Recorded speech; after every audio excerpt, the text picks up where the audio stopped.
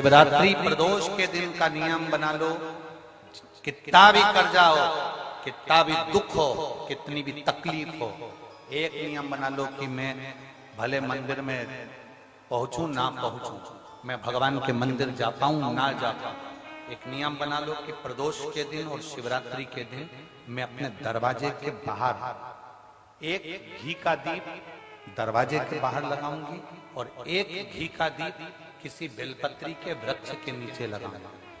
दो जगह पर अगर आपने दीप लगाना प्रारंभ कर दिया, एक प्रदोष के दिन, एक शिवरात्रि के दिन, केवल 3 या 4 प्रदोष निकलेंगे, बाबा ऐसी कृपा करेगा कि धीरे धीरे कर्जा चूकना अपने आप चालू हो जाएगा और सब कार्य सफल होना प्रारंभ।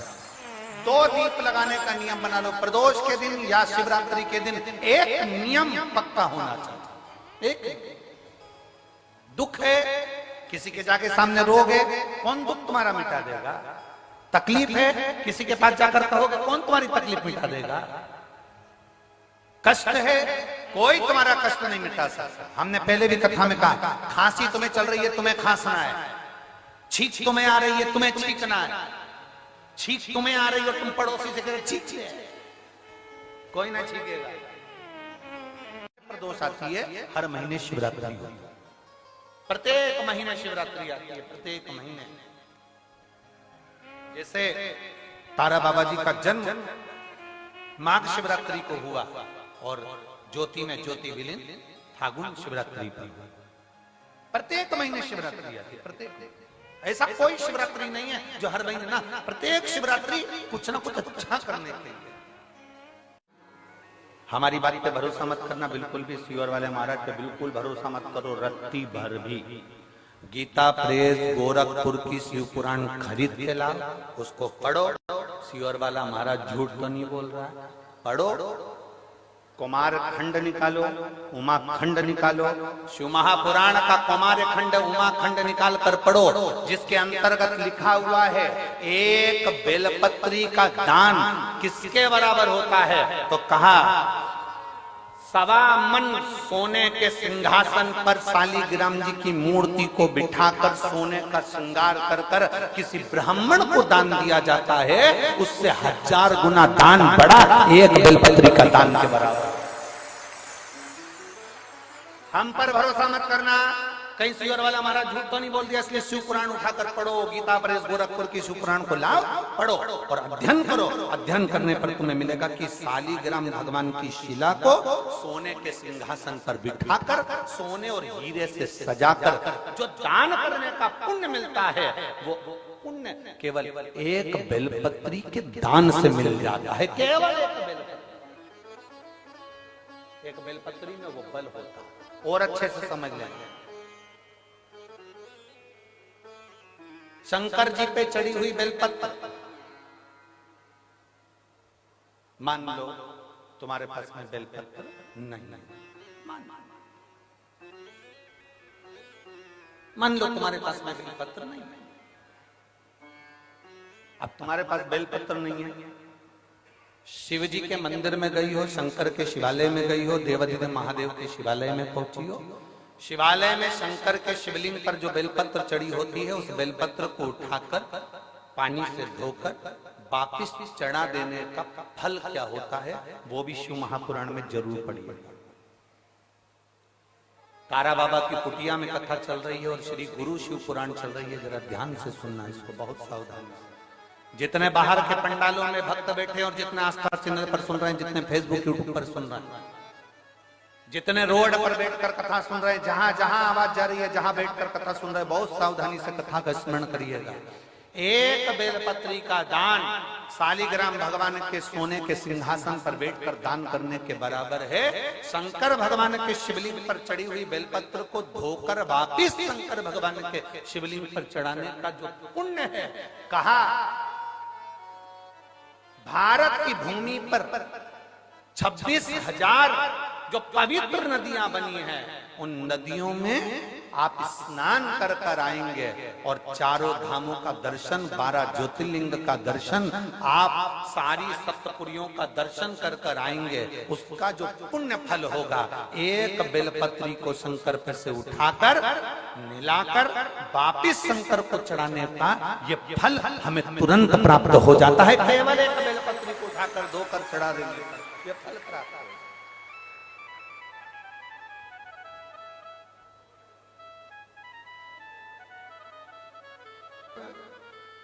ना जाने कौन कौन ने ऐसा नियम बना दिया, हमें तो समझ में नहीं आता।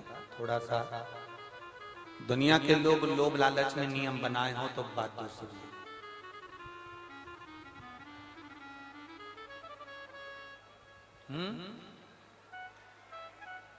पीछे आवाज नहीं जा रही है, पीछे की आवाज खोलिए, पीछे की। वहां जाके बक्से के तारों चेक करिए कि आवाज क्यों नहीं पहुंच रही है आगे।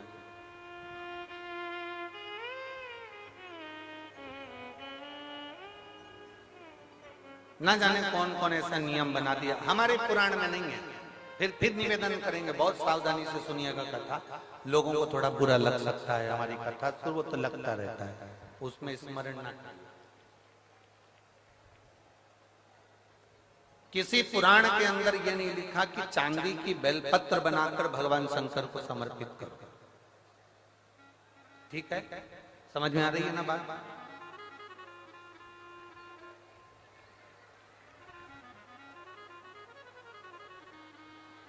किसी पुराण के अंदर यह नहीं लिखा, किसी शास्त्र के अंदर यह नहीं लिखा कि चांदी की बेलपत्र बनाओ, सोने की बेलपत्र बनाओ और भगवान को चढ़ाओ, भगवान को समर्पित।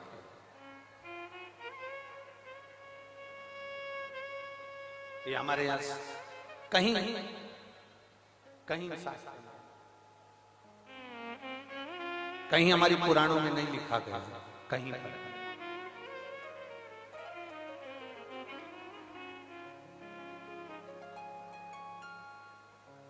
शंभु शरणे पड़ी मांगो घड़ी रे घड़ी, दुख काटो दया करी मैं दर्शन आपको।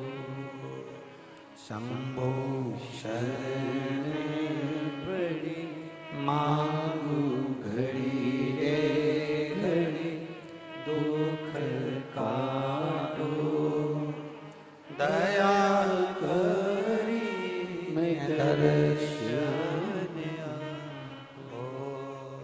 शंभो शरण पड़ी मांगो घड़ी रे घड़ी, दुख काटो दया करी। अब किसी ने एक नया नियम बनाया, चांदी की बेलपत्र शंकर जी को चढ़ाना, सोने की बेलपत्र शिव जी को चढ़ाना। ये हमारे शिव महापुराण के एक भी 24,000 श्लोक में से एक भी श्लोक में कहीं चांदी और सोने की बेलपत्र का प्रसंग नहीं। किसी को जरूरत पड़ने लगी होगी चांदी की बेलपत्र की तो उसने चढ़वा दी होगी, किसी को सोने की बेलपत्र की जरूरत पड़ी होगी तो उसने चढ़ा दी। वो अपना प्रसंग अपनी जगह। सोने की बेलपत्र क्या कोई साधारण सा शिव भक्त चढ़ा सकता है? जम के बोलो जरा। चांदी की बेलपत्र कोई साधारण सा शिव भक्त चढ़ा सकता है क्या? अगर चांदी और सोने की बेलपत्र का नियम आया, पीतल की क्यों नहीं आया? एल्युमिनियम की क्यों नहीं आया? कपड़े की बेलपत्र का क्यों नहीं आया? कागज की बेलपत्र का नियम क्यों नहीं आया? आया तो सोने और चांदी की बेलपत्र का नियम आया। ये हमारे शास्त्र के हिसाब से, ये हमारे शिव पुराण के हिसाब से बिल्कुल नहीं। दूसरे को देखकर कभी मत विचार करना कई लोग उज्जैन महाकाल का दर्शन करने जाते हैं, कई लोग ओंकारेश्वर का दर्शन करने जाते हैं, कई लोग विश्वनाथ जी का दर्शन करने जाते हैं। तो वहाँ डलिया मिलती है फूल पत्ती की, तो उसमें एक चांदी की बेलपत्र भी रख देते हैं कि ये चांदी की बेलपत्र वो चढ़ाएंगे और आपको दे देंगे। तो आप वो चांदी की बेलपत्र ले जाके अपनी अपनी तिजोरी में, अलमारी में, अपने अपने घर में रख लेना ना।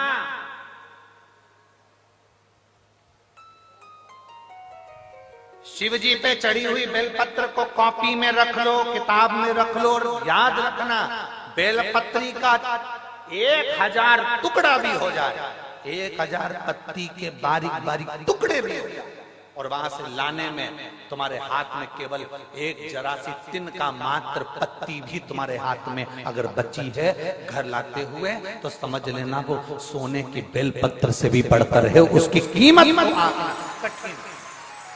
बच्चे ऐसे पड़े हुए हैं, हम उनकी माताओं से निवेदन करेंगे, आपको किसी के पास कहां तक लेकर जाओगे? डॉक्टर को दिखाओ, जांचें कराओ, डॉक्टर बोले वो दवाई खिलाओ, एक्सरसाइज कराओ, सब कुछ डॉक्टर के हिसाब से करो, पर एक बेलपत्र और एक शिवजी पर चढ़ा हुआ जल कुंदकेश्वर महादेव के नाम से जरूर खाना प्रारंभ करो। मेरा देवाधिदेव महादेव साथ निश्चित।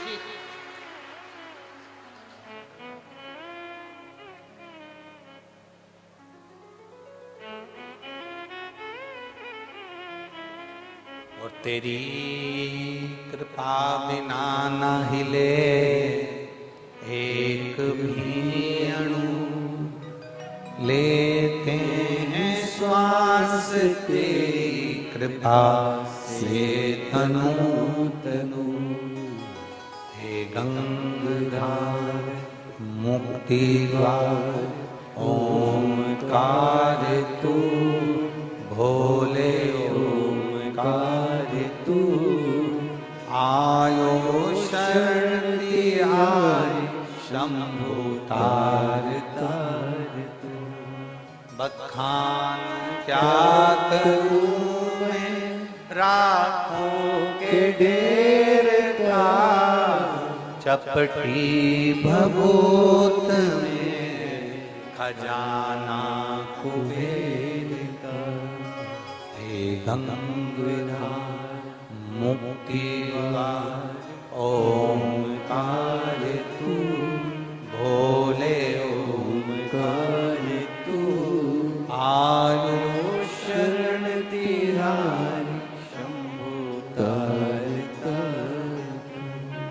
शिव है सोने की बेलपत्री जो काम नहीं करती, चांदी की बेलपत्री जो काम नहीं करती, हीरे पन्ने की बेलपत्री जो काम नहीं करती, वो एक वृक्ष पर से तोड़ी हुई बेलपत्र वो काम करती। ब्रह्म में मत पड़ना, भ्रमित मत होना।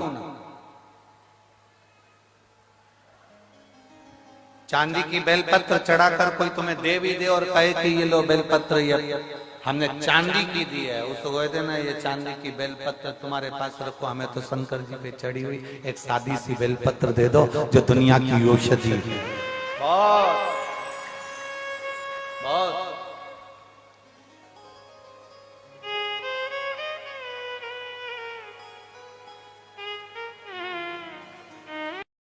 कथा में भी 5 दिन की कथा में भी अगर कोई व्हील चेयर पर भी बैठकर कथा सुनता है और एक बेलपत्र भी अगर बाबा की खाता है, इस पोथी की, इस पुराण की एक बेलपत्र भी कथा चल रही और उसने खाई, 3 दिन में वो कथा के पंडाल में भी खड़ा मिलता ही, हमने इस व्यासपीठ से देखा। हम सोने की बेलपत्र को नहीं जानते, हम चांदी की बेलपत्र को, हम हीरे की बेलपत्र को नहीं जानते, पर हम इस बेलपत्र को जानते हैं जो बेलपत्र शुरू से वेद पुराण शास्त्र वर्णन करते आए हैं। जिस बेलपत्र के नीचे लक्ष्मी झाड़ू लगाती है, जिस बेलपत्र के नीचे स्वयं ब्रह्मा, भगवान नारायण और 33 कोटि देवता बैठकर शंकर की आराधना करते हैं, वो बेलपत्र साधारण नहीं।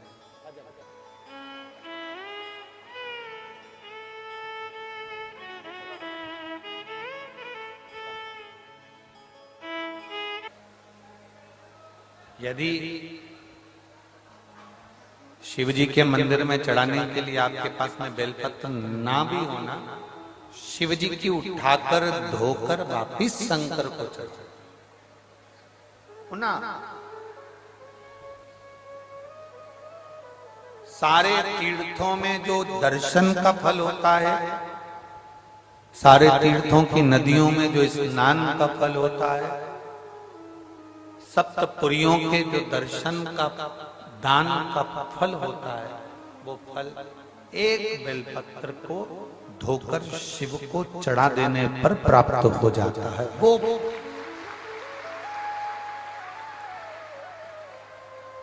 अब एक नया नियम लोगों ने लगा दिया, सावन महीना आता है 1.25 लाख बेलपत्र चढ़ाओ, शंकर जी खुश हो जाएंगे।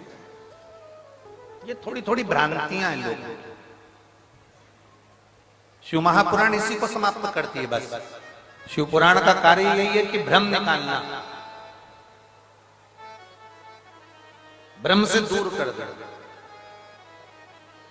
एक माता जी ने एक प्रश्न किया था, गुरुजी अगर घर में शिवलिंग रखना हो तो उसकी प्राण प्रतिष्ठा करना पड़ती है क्या? उसकी प्राण प्रतिष्ठा की जरूरत होती है क्या? हमने अभी इससे पहले जो कथा थी कुशीनगर की, उसमें वर्णन किया था राम जी की प्राण प्रतिष्ठा करना पड़ेगी, कृष्ण भगवान की प्राण प्रतिष्ठा करना पड़ेगी, देवी जी की प्राण प्रतिष्ठा करना पड़ेगी, कोई देवता है तो उनकी प्राण प्रतिष्ठा करना पड़ेगी। पर अगर नर्मदा का कंकर है, नर्मदेश्वर महादेव है, भगवान शंकर के शिवलिंग की कोई प्राण प्रतिष्ठा की जरूरत नहीं पड़ती, वो स्वयं प्रतिष्ठा। पारद का, स्फटिक का, मोती का, माटी का, चाहे जिस शिवलिंग का आप निर्माण कर रहे हो, शिवलिंग में आपको प्रतिष्ठा की जरूरत नहीं, आप उसको नर्मदेश्वर मानकर उसका स्मरण करिए। नर्मदेश्वर या तारकेश्वर महादेव में, तारा बाबा की कुटिया में 2 शिवलिंग का दर्शन होता है। एक तारा बाबा जी की कुटिया के अंदर जो शिवलिंग विराजमान है वो पारद का शिव, दूसरा जो शिवलिंग शंकर भगवान के मंदिर के अंदर विराजमान है वो नर्मदेश्वर शिवलिंग है। 2 शिवलिंग का दर्शन, एक पारद का, एक नर्मदा जी का। जैसे सीहोर कुबरेश्वर धाम से लाया हुआ कंकर और रुद्राक्ष औषधि का कार्य करता है। औषधि, आप लोगों में से कोई गए हैं सीहोर कुबरेश्वर धाम? गए हो? धन्यवाद, प्रणाम आप सबको, रखिए साधु। जाना चाहिए, 12 ज्योतिर्लिंग के मध्य में है कुबरेश्वर धाम। हम तो गोपाल जी को और गोविंद जी को भी कहेंगे, सपरिवार एक बार बाबा के धाम जरूर है। और यहाँ तो शिवरात्रि तक कार्यक्रम रहता है ना, शिवरात्रि के बाद तक वहां रुद्राक्ष उत्सव चलता है। 7 मार्च से 13 मार्च तक चलेगा। उस बीच में वहां रुद्राक्ष महोत्सव, वहां का कंकर शंकर होता है। वहां का कंकर अगर आप लेकर आए हैं और उस कंकर को आप पूज रहे हैं तो उसमें शिव की आकृति का दर्शन होता है। एक दूसरा, वहां का जो रुद्राक्ष है उसको पानी में कैसे भी कितने भी साल तक गलाते रहो, वो रुद्राक्ष में बदबू नहीं आती, सड़ता नहीं है और उसका पानी औषधि का कार्य करता है। इसमें भी कई पत्र से उसमें रखे। बेलपत्र को पहचानो। किसी के कहने पर यह नहीं कि उसने कह दिया कि 1.25 लाख बेलपत्र चढ़ाओ तो हम 1.25 लाख चढ़ा रहे हैं। किसी ने कह दिया 1.25 लाख बेलपत्र लाने से पहले मेरा एक निवेदन है। जो 1.25 लाख बेलपत्र चढ़ाने का संकल्प लेते हैं उनसे निवेदन है, क्या आपने 1.25 लाख वृक्ष लगाए बेलपत्र के?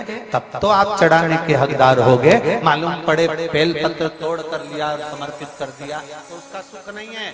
1.25 लाख, आज तारा बाबा की कुटिया में इतने सारे पेड़ लगाए गए, पौधे लगाए गए, वृक्षारोपण किया गया, कोई आया उसको तोड़ दे, उसको उखाड़ कर ले जाए, अच्छा लगेगा क्या अपने को? नहीं। तुमने लगाया कितना, तुमने दिया कितना, तुमने करा कितना? बाबा की कुटिया में आकर तुमने कभी एक वृक्ष लगाया? बाबा की कुटिया में आकर तुमने कभी बेल वृक्ष लगाया? बाबा की कुटिया में आकर तुमने कभी बेल का वृक्ष का आनंद पाया?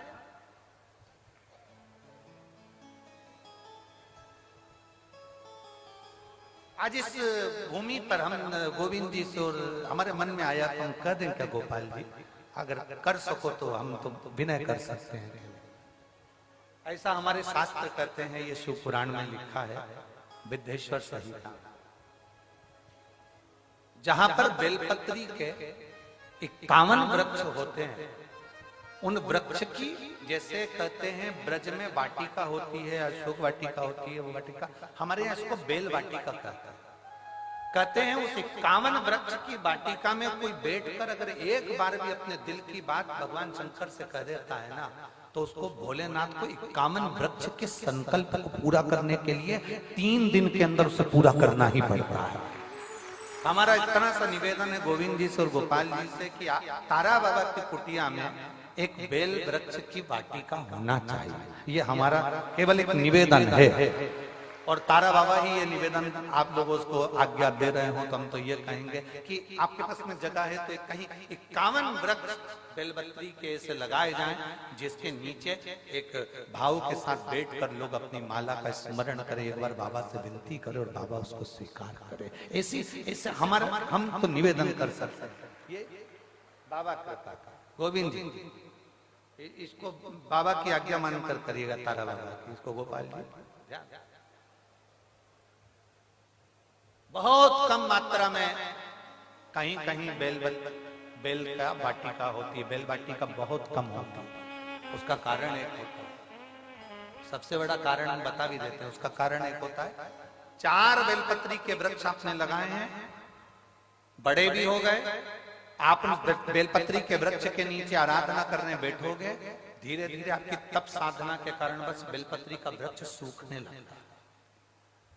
अनुभव करना, आप अगर शिव पुराण की कथा सुन रहे हो तो आपने अनुभव करा होगा, आपके मोहल्ले में, आपके नगर में, आपके क्षेत्र में बेलपत्री के जो वृक्ष होंगे, आप अगर उसकी आराधना करना चालू करोगे, पूजन करना चालू करोगे, उसकी आराधना करना चालू करोगे, तो धीरे धीरे वो बेलपत्री का वृक्ष आपके पाप को हरता है, आपके पाप को हरता है। उसके कारण बस बेलपत्री का वृक्ष धीरे धीरे सूख जाता है।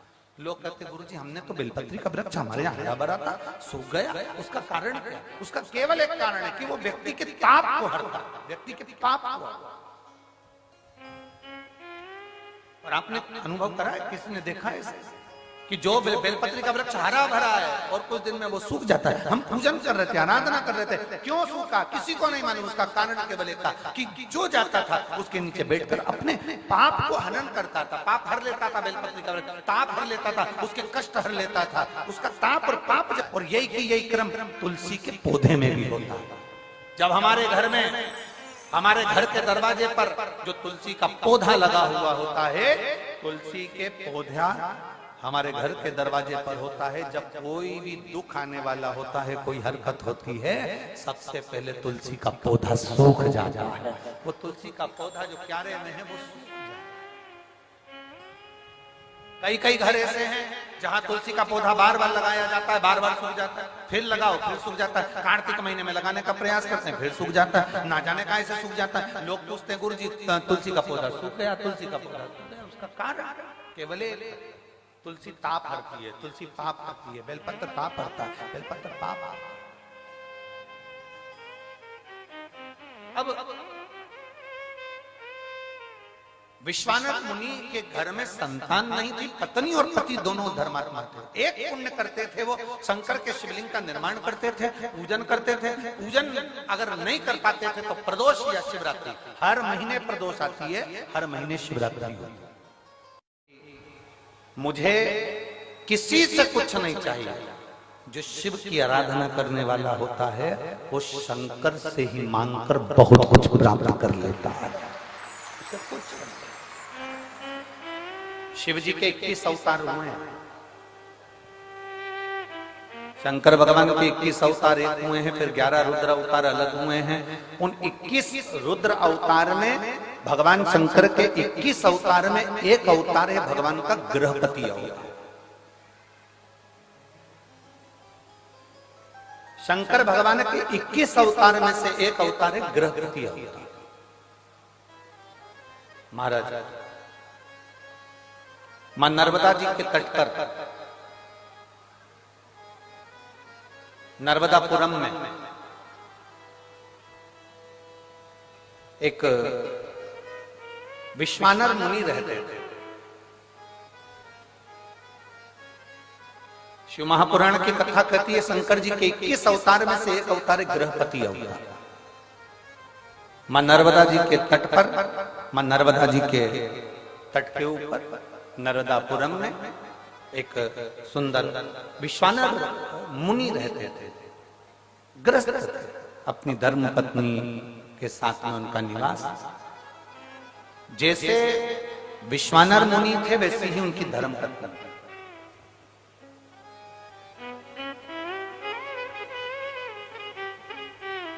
बहुत कम घर होते हैं जिन घरों में अगर पति धर्मात्मा है तो पत्नी धर्मात्मा हो, पत्नी धर्मात्मा हो तो पति धर्मात्मा हो। बहुत कम। सोचे जाओ तो नहीं। हमने अभी अभी यहाँ भटिंडा की कथा में एक बात कही थी, पंजाब में भटिंडा में कथा में करने आए थे, तब हमने बोला था अमिताभ का बेटा अमिताभ जैसा नहीं होता। हुआ क्या? जम के बोलो क्या? सचिन तेंदुलकर का बेटा सचिन तेंदुलकर जैसा नहीं हो सकता। हुआ क्या? जम के बोलो जरा। नहीं।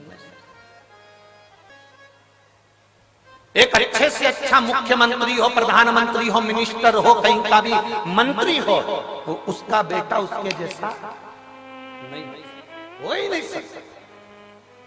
क्योंकि मेरे भोले बाबा एक बार जिसको जन्म दे देते हैं, एक बार जिसको जन्म दे देते हैं और उसमें इतना टैलेंट देकर पैदा करते हैं, उसमें ऐसा ज्ञान देकर पैदा करते हैं, उसके जैसा भगवान दूसरा नहीं बनाता, उससे कम बनाएगा पर उसके जैसा नहीं बना पाएगा।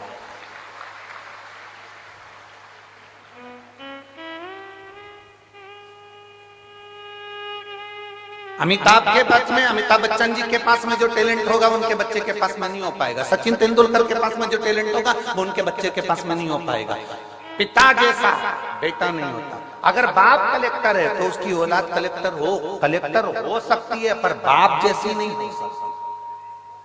मिनिस्टर का बेटा मिनिस्टर बन सकता है पर उसके पिताजी जैसा नहीं बन सकता। कठिन है। एक शिक्षक का बेटा शिक्षक बन सकता है पर उसके जैसा नहीं बन सकता उसके पिताजी। सास अपने 4 बेटों की शादी कर दे, 4 बहुओं को लिया, पर सास सोचे कि तेरी जैसी आ जाए तो नहीं आ सकती, तू ओल्ड इज गोल्ड है। कहा तेरे जैसा है, तेरे बराबर कोई नहीं आ सकता। तो तुम अपने से क्यों किसी को होड़ कर रहे हो? मेरी बहू मेरे जैसी आना चाहिए, मेरी बहू जितना मैं काम करूं वैसी आना चाहिए, मैं जितनी सुबह से उठती हूँ मेरी बहू उतनी उठने वाली आना चाहिए। अरे माँ, अमिताभ का छोरा अमिताभ जैसा नहीं बना, सचिन का छोरा सचिन जैसा नहीं बना, तो तेरी बहू तेरे जैसी कैसी बन सकती है? तुझे तो भगवान ने खुद आनंद में बनाया है। कहाँ सोच कर बैठे, क्या विचार लेकर बैठे? मेरी बहू मेरे जैसी होना चाहिए। मैं 4 घंटे काम करूं तो मेरी बहू भी 4 घंटे काम करे, मैं 10 घंटे काम करूं तो मेरी बहू भी 10 घंटे काम करे। नहीं हो सकता, कभी नहीं हो सकता। इसलिए जो नहीं हो सकता उसको छोड़ो और लड़ना बंद करो। भगवान से प्रार्थना करो, जैसी भेजी चंद्र घंटा बहुत अच्छी। उसमें क्या है? तुम ज्यादा सुधारने का प्रयास करोगे वो नवरात्रि में काल रात्रि बन जाएगी। क्या मतलब? फिर तुम्हें सुबह शाम रोज आरती करना पड़ेगी उसकी। और तुम क्या बहू की आरती करोगे? बहू तुम्हारी कर देगी। तुम क्या बहुत। इसलिए हमें किसी के जैसे नहीं बनना। शिव महापुराण की कथा कहती है, देवादिदेव महादेव का चरित्र कहता है, तुम्हें किसी के जैसे नहीं बनना।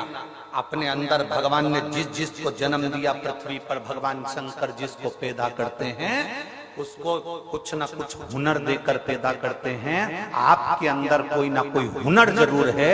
आप किसी के जैसे मत बनो, अपने हुनर को अपनी मेहनत से प्रकट करो। दुनिया तुम्हारे जैसा बनना चाहेगी ये पक्का।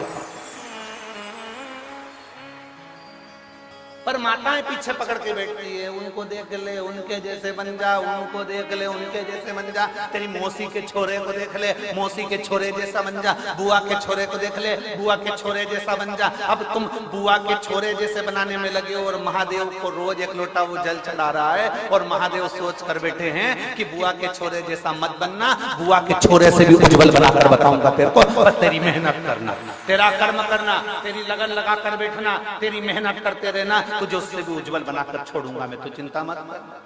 और तुम लगी हो उसके जैसा बन जा, उसके जैसा बन जा। रोज सास अपनी बहू को ज्ञान देती रहती है, उनकी बहू कितनी अच्छी, उनकी बहू कितनी अच्छी। सास को एक बात समझ लेना चाहिए, दूर के ढोल सुहाव। एक बार उस बहू के पाले तो पड़, उसको लेके एक बार बद्रीनाथ घूमने चले जा, मालूम पड़ जाएगा पेंटिंग पेंटिंग की दुकान 4 दिन तक निकले ना बाबा।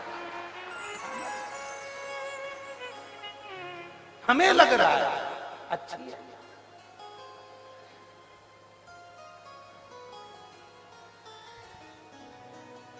ये बहुत बहुत विचित्र बात है। हर पत्नी को ये लगता है तुम्हारा दोस्त कितना अच्छा है, उस दोस्त की पत्नी भी कहती है तुम्हारा दोस्त कितना अच्छा है। बस ये दोनों की भ्रम का है, उसको लग रहा है कि भैया जी अच्छे हैं, उनकी पत्नी को लग रहा है भैया जी अच्छे हैं। अब उनको क्या मालूम कि दोनों ही एक क्या शिव कथा कर रही, अपने में भगवान ने जो देकर भेजा वो किसी में नहीं दे।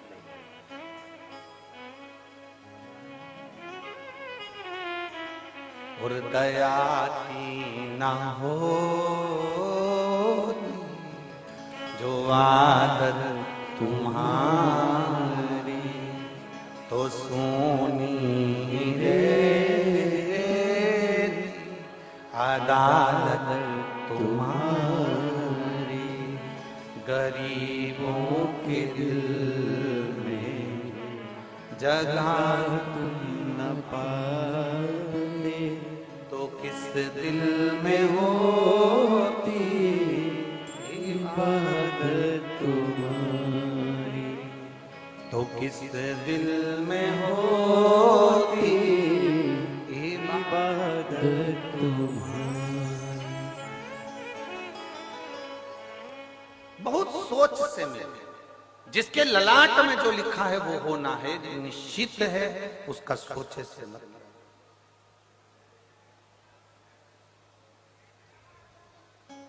यहाँ जितनी माताएं बैठी हैं ना, अपने बेटे के लिए अच्छे से अच्छी बहू ढूंढने का प्रयास करती हैं, बेटी के लिए अच्छे से अच्छा दामाद ढूंढने का प्रयास करती हैं, जितनी बैठी।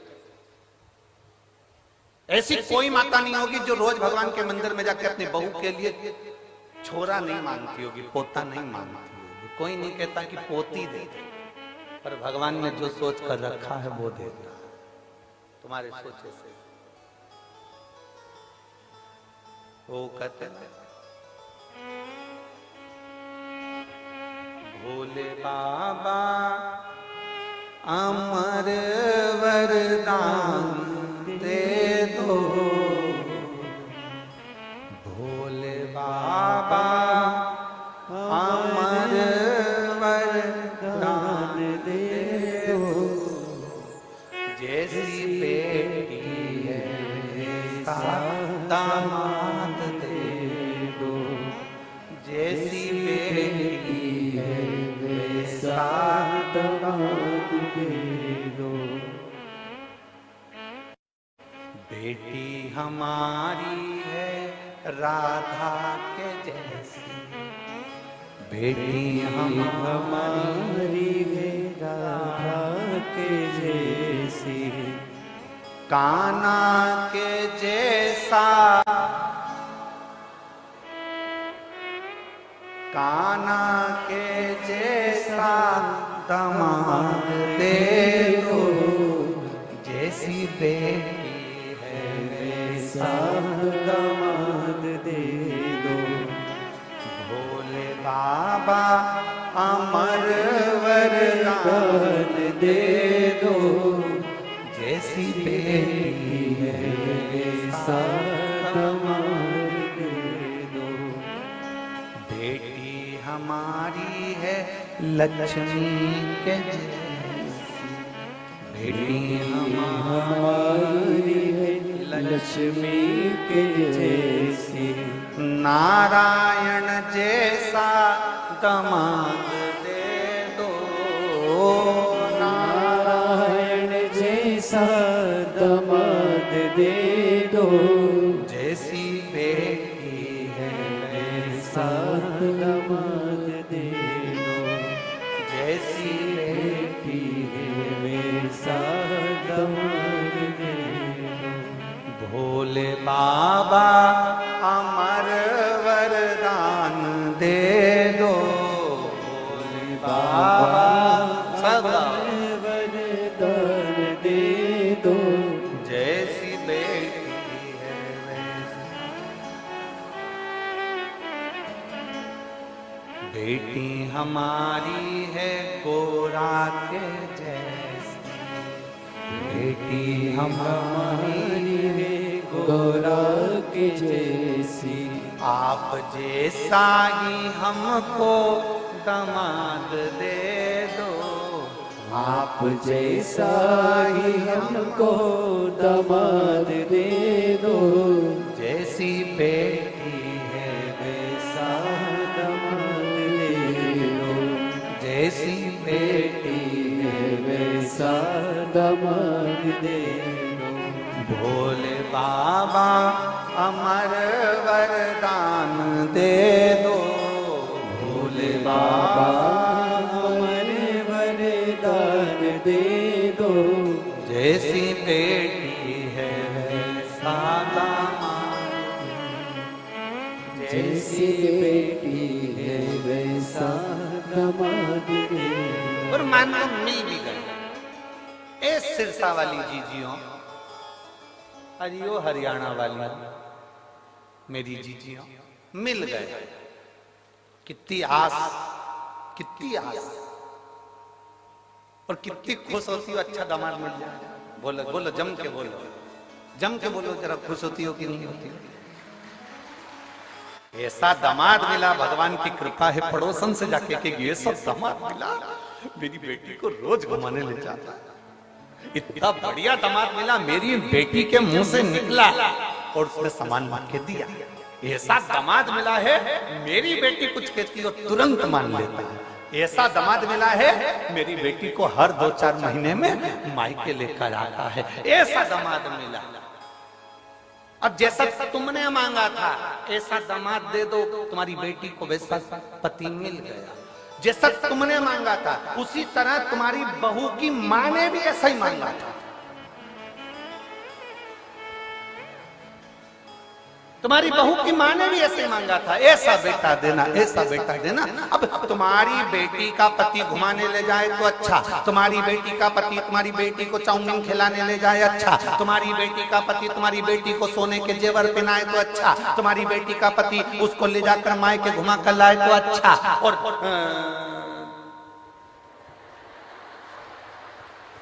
अब क्या बोलो, तुम सब समझता हो, बोलो। और तुम्हारा बेटा अगर तुम्हारी बहू को घुमाने ले जाए तो बेकार, वो तो जोरू का गुलाम हो गया। दामाद ले जा रहे तो अच्छा, दामाद खिला रहे तो अच्छा, दामाद पढ़ा रहे तो अच्छा, दामाद सोने की रकम दिलाए तो अच्छा। मेरा दामाद जैसा कोई नहीं, मेरे बेटी का पति इतना बढ़िया, मेरी बेटी का पति अच्छा बढ़िया। तो आप भी अपने बेटे से कहो, बेटा जैसे तेरे जीजा, जैसे तेरे दामाद बेटी का सम्मान करते हैं, तू मेरी बहू का सम्मान कर। तो लगना चाहिए सामने वालों को कि दामाद अच्छा। दूर के ढोल, बस दिक्कत ही तो यही है सिरसा वाली जीजियों,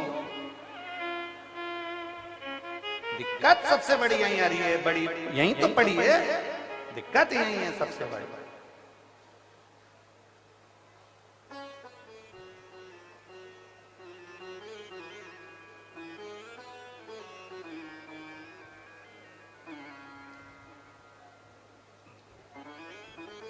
हमें दिक्कत है।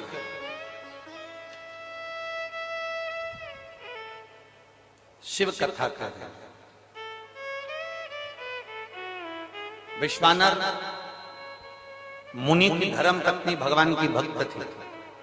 शिव जी की आराधना करना, भगवान शंकर की भक्ति करना। विश्वानार मुनि स्वयं शिव की आराधना में डूबने वाले। इनका एक नियम बड़ा पक्का था, प्रतिदिन शिवलिंग का निर्माण करना, पूजन करना, विसर्जन करना। और जिस दिन शिवलिंग का निर्माण नहीं कर पाते थे, जिस दिन शंकर भगवान के शिवलिंग की आराधना नहीं कर पाते थे, जिस दिन भगवान शंकर के शिवलिंग का पूजन नहीं कर पाते थे, उस दिन एक बेलपत्री का दान देते थे। कितनी बेलपत्री? एक। 3 घंटे भगवान शंकर को, अपने गुरु को, शिव महापुराण को, भगवान की विरल भक्ति को, जो इन्होंने 3 घंटे यहां दिया है। अब लोगों को लगता है कि हमारा समय हमने दिया, हमारा समय हमने दिया, हमारा समय हमने दिया। और शिव महापुराण की कथा कहती है, तुमने जो 3 घंटे भोलेनाथ जी को दिए हैं, वो एक डायरी में लिख कर रखना। जो तुमने तारा बाबा को 3 घंटे दिए हैं, अपने गुरु को, शिव पुराण को जो 3 घंटे दिए हैं, वो 3 घंटे तुम्हारे व्यर्थ नहीं जाए।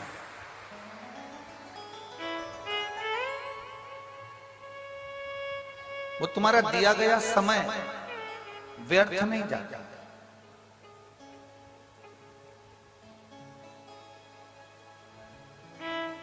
जिससे प्रेम करो ना, उससे धन की चाह नहीं होती है। जिससे प्रेम करो ना, उससे गाड़ी और बंगले की चाह नहीं होती है।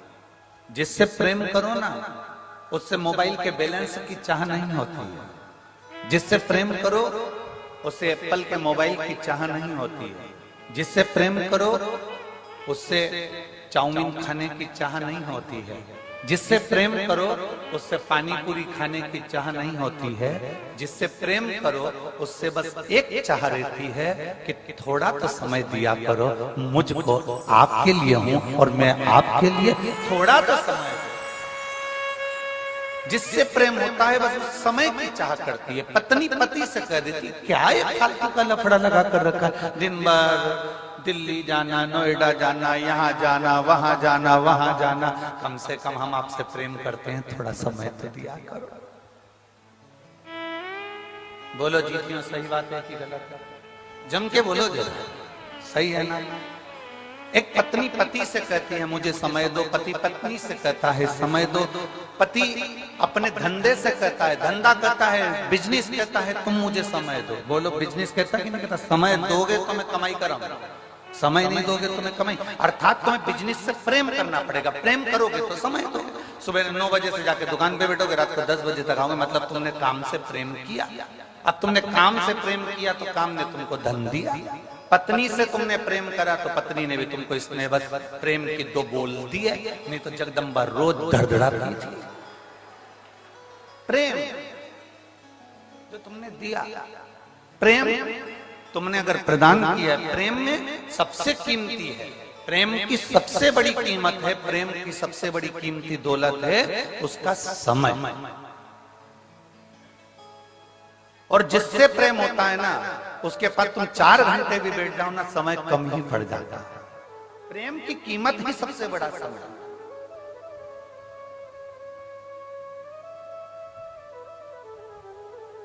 अब गुरु को क्या चाहिए?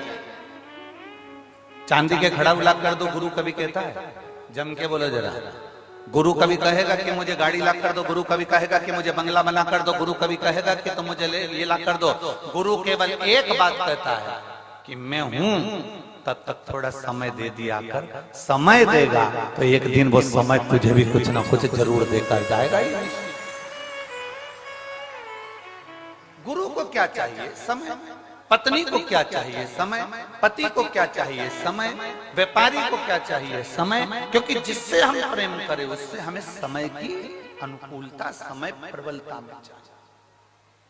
अब यहां तक तो बात समझ में आ गई कि आपको समय की कीमत समझ में आना चाहिए, पर आगे तुम्हारे स्मरण में आना चाहिए कि वही समय जो तुम,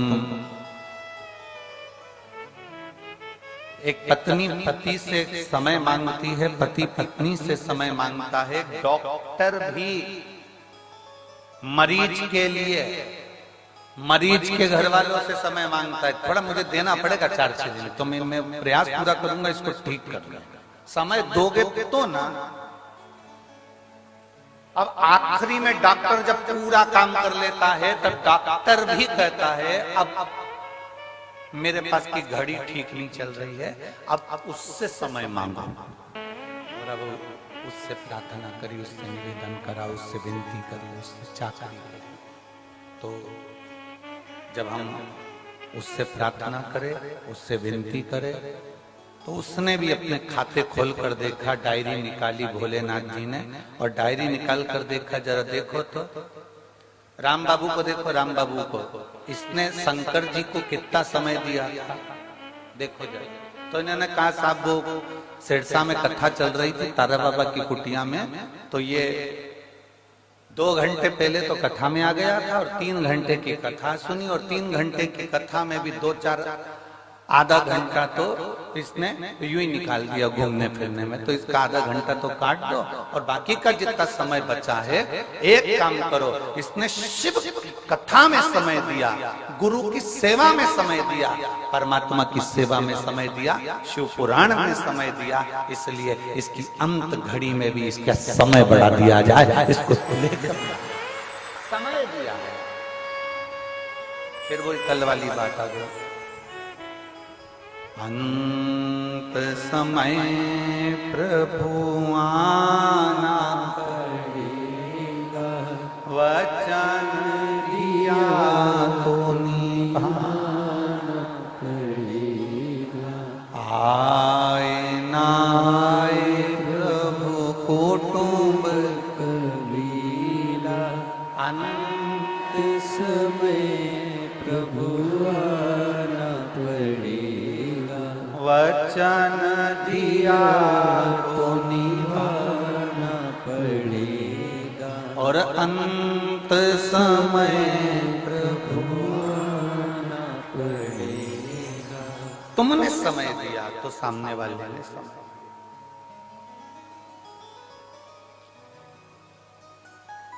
अब तुम्हारे पास समय ही नहीं।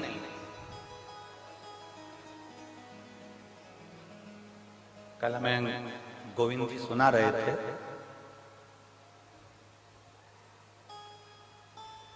गोविंद जी सुनाते बहुत अच्छा है।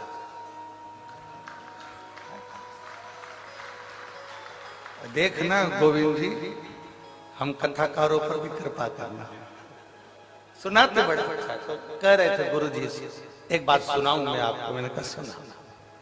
बहुत जो सुनाता है उसको सुनाने वाले मिल जाए तो और अच्छा ना है।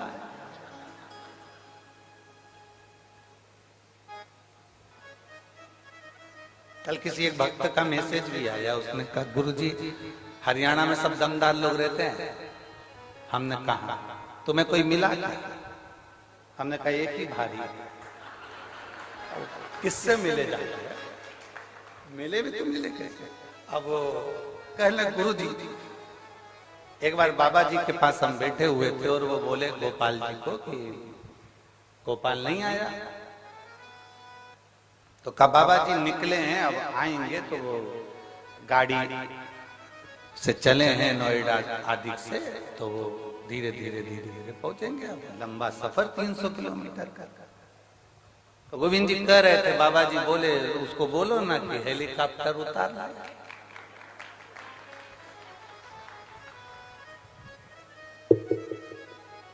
ये गुरु के शब्द नहीं है, गुरु का जो तप है, गुरु की जो साधना है, गुरु ने जिसको भजा है, वो महादेव के शब्द गुरु की वाणी से निकलता है। वो महादेव का शब्द गुरु की वाणी से निकलता है। हमने पहले भी आपको कथा में कहा, सियोर वाला महाराज कभी शिव पुराण की कथा नहीं बांट सकता और हमारी सामर्थ्यता भी नहीं। आप लाखों की संख्या में आते हो, रात भर से नींद नहीं आई, गोविंद जी से पूछो इनसे। और एक गोविंद की वो बेटी कहाँ गई, वो दिन भर सेवा में लगी रही, टेंट कहाँ कहाँ लगाना है, क्योंकि कल जितने पंडाल बनाए थे उसमें पांव रखने की जगह नहीं थी, एक भी पंडाल।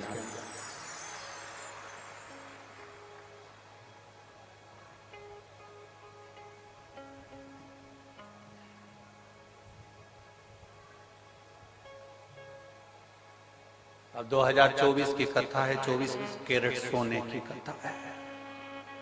सहज नहीं है।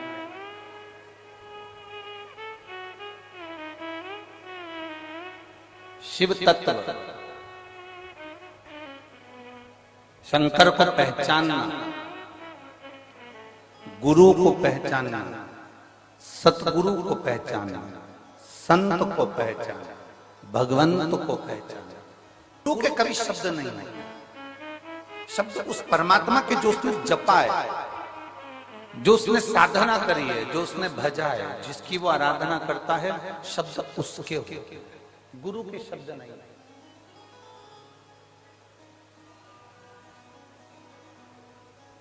गुरु कोई वाणी नहीं बोलता, गुरु के शब्दों में परमात्मा के शब्द जुड़े हुए।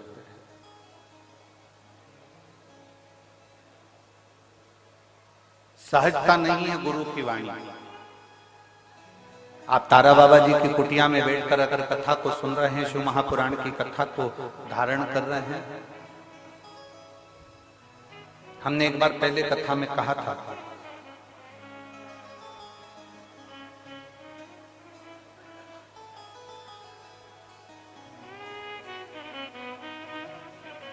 गाय जंगल में चरती है, परंतु कभी गाय कहीं फंसती नहीं है। बकरी जंगल में चरती है, बकरी कहीं पर फंसती नहीं है। कारण गाय को चराने वाला पीछे चल रहा होता है, उसके हाथ में डंडा होता है, और वो किसान वो गाय चरा रहा होता है, ग्वाला गाय चरा रहा होता है। गाय को मालूम है मेरा कोई मालिक है,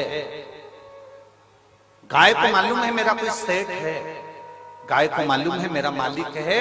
अगर मैं कहीं फंस भी गई तो मेरा मालिक मुझको, जम के बोलो जरा, निकाल। बकरी को मालूम है कि मेरा मालिक पीछे चल रहा है, अगर मैं कहीं फंस गई तो मुझे मेरा मालिक निकाल देगा।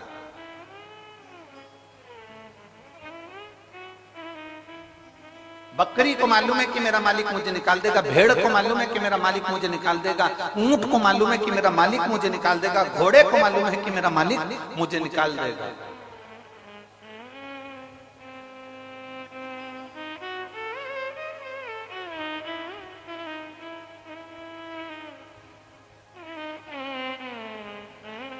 चिड़िया को भी मालूम है कि मुझे कोई ना कोई बाहर निकाल देगा, क्योंकि उसको एक अंदाजा है कि मेरा मालिक मेरे पीछे चल रहा है। गाय चराने वाला, बकरी चराने वाला, भेड़ चराने वाला, ऊंट चराने वाला पीछे चल रहा है। उसको मालूम है ये मैं अगर फंस गया कीचड़ में, अगर मैं कहीं फंस गया, उलझ गया, तो मुझे कोई ना कोई निकालेगा, मुझे कोई ना कोई निकालेगा, ये पक्का। मेरा मालिक मुझे निकालेगा, ये पक्का। जब गाय ये विचार कर कर चलती है कि मैं फंसूंगी तो मेरा मालिक मुझे निकाल देगा, बस वही अंदाजा, वही सोच, वही वृत्ति, वही मन तुम्हारा होना चाहिए। तुम जब जब उलझो तब तक तुम दूसरों को मत पुकारना, तुम्हें ये अंदाजा होना चाहिए कि मेरा मालिक मेरे साथ चल रहा है, वो मुझे निकाला। मेरा गुरु मेरे साथ है, मेरा शिव मेरे साथ है, मेरा शंकर मेरे साथ है, मेरा ओघड़ी मेरे साथ है, मेरा शंभू मेरे साथ। और जब शिव हमारे साथ में है, हमारा शंभू जब हमारे साथ में है, तो फिर क्या सोचो, क्या विचार।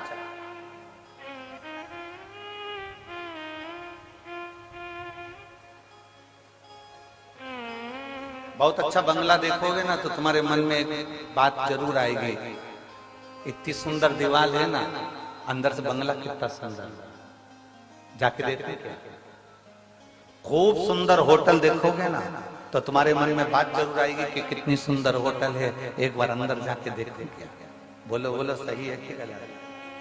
तुम्हारे मार्केट में कोई चाउमीन की दुकान खोल गई, पानी पतासे की दुकान खोल गई, मिठाई की दुकान खोल गई, मोबाइल की दुकान खोल गई, कोई कपड़े की दुकान खोल गई, बहुत सुंदर दुकान खोली, खूब अच्छा मॉल खुला, तुम्हारे मन में जरूर आएगा कि जरा एक बार मैं भी जाता तो देखो।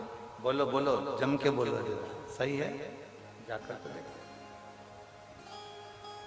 देखो तो सही।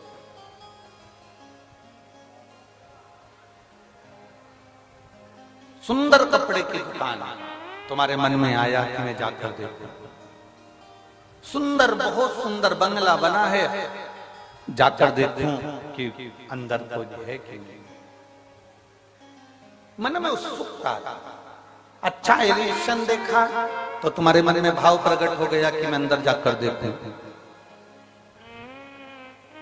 अच्छी दीवार देखी, मन में उत्सुकता जाग गई कि अंदर जाकर देखूं। अच्छा एलिवेशन, अच्छी दीवार, अच्छी चौखट, अच्छा सब कुछ अच्छा देखा तो मन में जागरूकता जाग गई, मैं भी जाकर। अच्छा एलिवेशन देखकर लोग आपके घर में आते हैं, अच्छी दीवार देखकर लोग आपके घर में आते हैं, अच्छा कपड़ा देखकर लोग तुम्हारी दुकान पर आते हैं, अच्छी पर्दे देखकर लोग तुम्हारी दुकान पर आते हैं, तुम्हारे घर पर आते हैं, तुम्हारी चौखट पर आते हैं। जैसे अच्छी एलिवेशन, अच्छी दुकान, अच्छा कपड़ा, अच्छा मोबाइल, अच्छा किराना देखकर दुनिया के लोग आपकी दुकान में और आपके घर में आते हैं, उसी तरह मेरा महादेव तुम्हारा घर अच्छा देखकर नहीं, मेरा महादेव तुम्हारा दिल अच्छा देखकर तुम्हारे घर में प्रवेश करता। मेरा महादेव कभी भी ये देखकर नहीं आया कि तुम्हारा मकान कितना बड़ा है, मेरा महादेव ये देखकर नहीं आया कि तुम्हारा घर कितना बड़ा है, मेरा महादेव ये देखकर नहीं आया कि तुम्हारे पास में संपदा कितनी है, मेरा महादेव केवल ये देखकर आया कि तुम्हारी चित्त वृत्ति में शिव की भक्ति कितनी है। और शंभो शरणे पड़ी मांगू घड़ी रे घड़ी, दुख काटो दया करीने दर्शन आपो। शंभो शरणे पड़ी मांगू घड़ी रे घड़ी, दुख काटो दया करीने दर्शन। शिव कभी नहीं देखा कि तुम्हारे संपदा कितनी, दौलत कितनी, धन कितनी, वैभव कितना, सत्ता कितनी, गाड़ी कितनी। शंकर भगवान ने तो केवल एक चीज देखी है कि तेरा दिल कितना बड़ा है, तेरा मन, तेरी चित्तवृत्ति, तेरा व्यवहार कितना उच्च है। शंकर को तुम्हारी दौलत से, शंकर को तुम्हारे वैभव से, शंकर को तुम्हारे धन से कोई प्रीति नहीं, कोई प्रीति नहीं।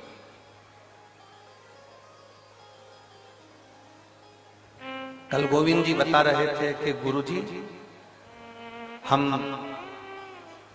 तारा बाबा जी से कहते थे कि आपकी झोपड़ी छोटी सी है, इसको बड़ा कर दें। तो बाबा जी कहते थे मुझे क्या करना बड़े महल में रहकर, मेरी झोपड़ी ही अच्छी है। बाबा जी हम कुछ अच्छा बना दें यहाँ पर, मुझे क्या करना, मुझे तो सब कुछ नहीं बनवाना, मेरा जैसा है वैसा।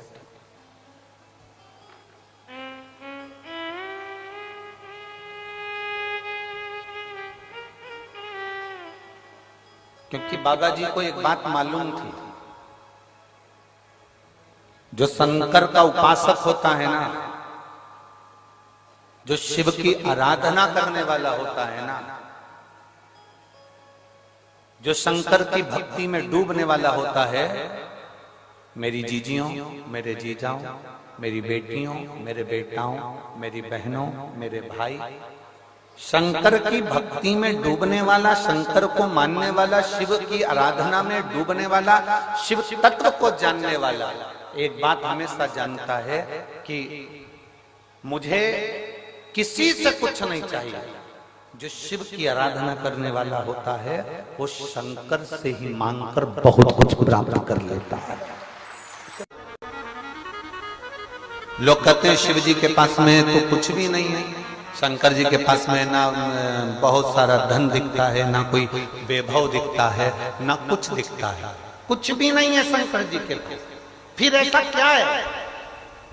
मंगलवार का व्रत करते हो, तुमने हनुमान जी का व्रत करा, मंगलवार का व्रत करा,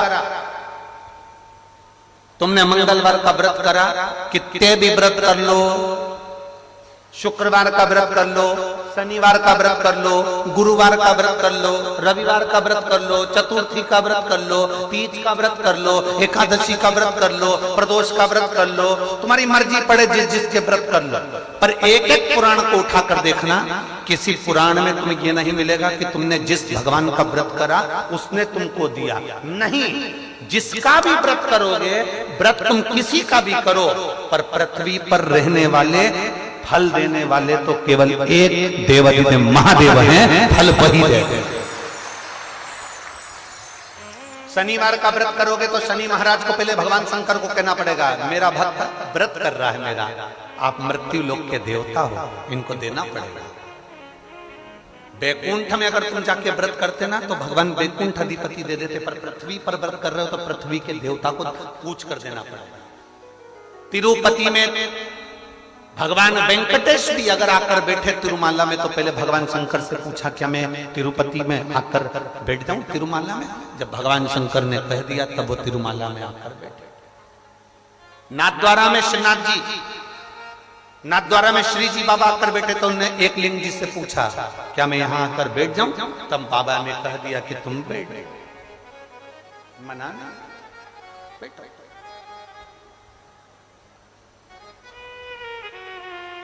तुम किसी का भी व्रत करो, तुम्हारी मर्जी पड़े उसका व्रत करो, तुम्हारी मर्जी पड़े जिसका व्रत करो, तुम्हारा जो मन पड़े उसका व्रत करो, पर फल जिसका तुम व्रत कर रहे हो वो फल नहीं देते, शंकर भगवान को देना पड़ता है देवताओं के कहने पर कि इसने व्रत किया, इसको फल देना।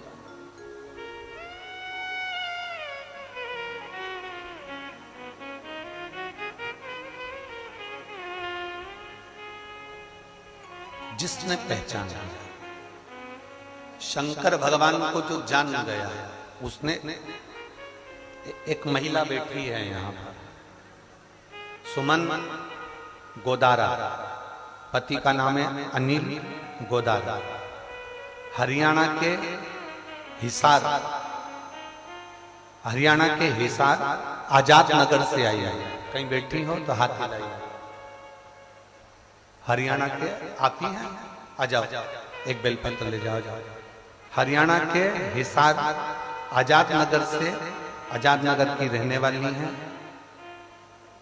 हिसार के आजाद नगर से पैदल चलकर सिरसा तक कथा सुनने के लिए आई है।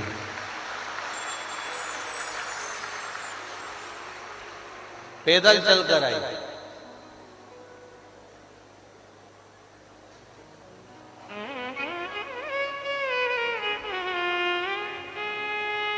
एक महीने से अन्न का दाना नहीं खाया इस महिला ने, एक महीने से अन्न को ग्रहण नहीं किया, एक महीना हुआ। केवल बाबा के भरोसे चलकर कुछ बाबा से विनती करी थी, उसने स्वीकार कर ली। कथा सुनने के लिए दिल से, कहीं नजदीक में हो और मैं जाऊं बिना। गोपाल जी, कई पत्रों में ऐसा लिखा है लोगों ने, ये भक्तों ने, कि कई माताओं ने पत्रों में लिखा है कि कई माताओं ने पशुपति व्रत सिरसा में कथा हो जाए उसके लिए भी करे। कई माताओं ने पशुपति व्रत कि सिरसा में कथा हो।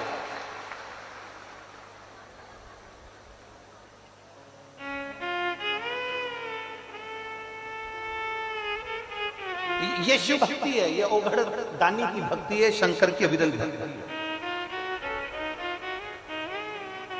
उसको पहचानना बहुत कठिन है, उसको जानना बहुत कठिन है। जिस दिन हम उसको पहचान गए, जिस दिन हम उसको जान गए, जिस दिन हम उसे पहचाने, जिस दिन हम उसको जान गए, पहचान गए, उस दिन वह हमारे करीब में होगा और हम उसके करीब में होंगे।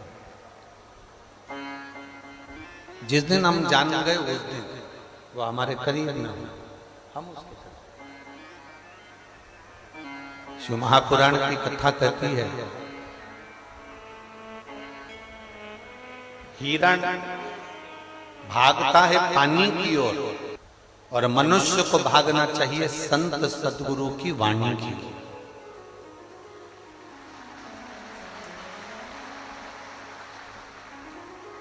अब हम आपसे पूछें, चाकू, खंजर, तलवार, तीर, बंदूक की गोली और वाणी,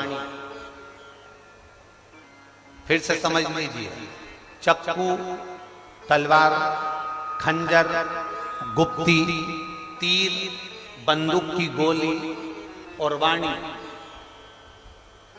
इनमें सबसे ज्यादा गहरी चोट कौन करता? जम के बोलो जरा। वाणी। चाकू से जो घाव हुआ वो भरा सकता है, गोली से जो घाव हुआ वो भरा सकता है, तलवार से जो घाव हुआ वो भरा सकता है, तीर से जो घाव हुआ वो भरा सकता है, खंजर से जो घाव हुआ वो भरा सकता है, पर वाणी से जो घाव होता है वो मरते दम तक नहीं भरा। वाणी का घाव मरते दम तक नहीं भरा था, आखिरी समय तक भी।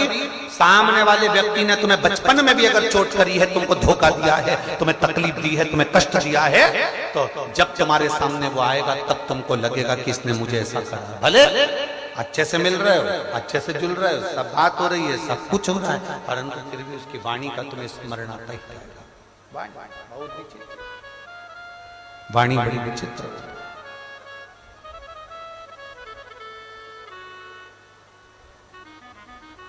खंजर से तेज चलती है।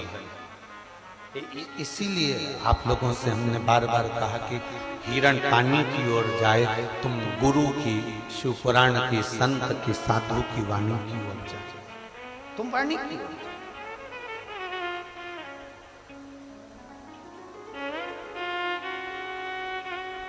जब भगवान देवादिदेव महादेव का माता पार्वती जी के साथ में विवाह हुआ, शिव जी का जब माता पार्वती जी के साथ में शादी हुआ, शादी होने के बाद माता पार्वती जी ने शंकर भगवान की वाणी पर ही विश्वास किया, वाणी पर भरोसा किया, वाणी पर विश्वास किया।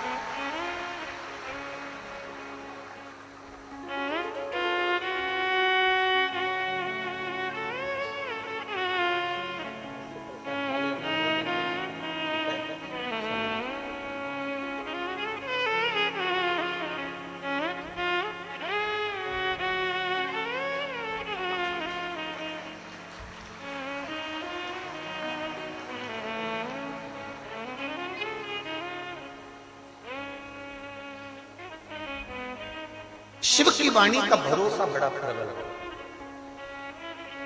और जिसने शंकर की वाणी का भरोसा रखा है,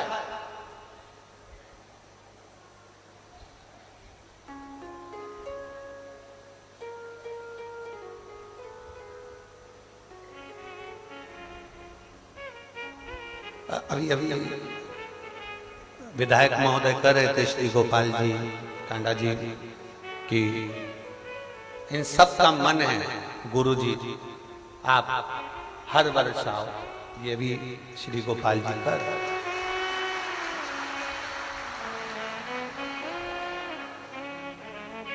हमारा और तुम्हारा कोई बैर नहीं है, हो कोई हमारी तुम्हारी दुश्मनी नहीं है कि हम नहीं है,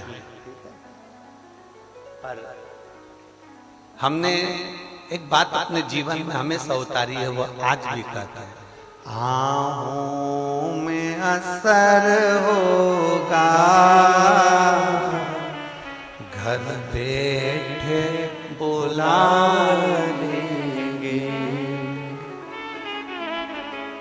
आप भगवान शंकर की भक्ति करो, भजन करो, कीर्तन करो, स्मरण करो, शिव जी को एक लोटा जल चढ़ाते रहो। जितने बाबा की कुटिया में बैठे और जितने आस्था चैनल पर कथा सुन रहे हो, जितने फेसबुक यूट्यूब पर कथा सुन रहे हो, जितने तारा बाबा की कुटिया में कथा सुन रहे हैं, जितने रोड पर, कल कोई ने एक लेटर भेजा था, उस लेटर में लिखकर भेजा था कि जितने तारा बाबा की कुटिया के अंदर हैं, उतने गोविंद जी ने बाहर रोड पे बड़े बड़े माइक लगा रखे हैं, दुकानों के अंदर भी लोग बैठे हैं।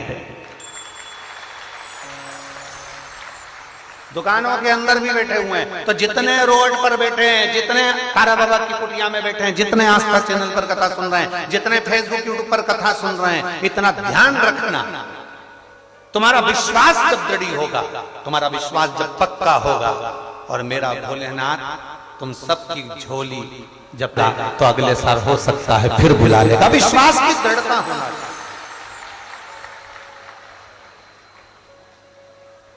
विश्वास की दृढ़ता हो। मालूम पड़े हम इस बार कथा के कर चले जाएं और तुम्हारी झोली खुशियों से ना भरावे, तो तुम अगले साल कथा में आओगे? अरे बोलो तो जम के नहीं। इसलिए मेरे भोले बाबा से इतना निवेदन जरूर करूंगा कि जितने आए हो इतना भर देना, इतना भर देना, इतना भर देना कि अगले बार फिर आके यहाँ बैठे। एक बेटी है जो भटिंडा में आई थी कथा सुनने के लिए, एक भटिंडा वाली बहन बैठी।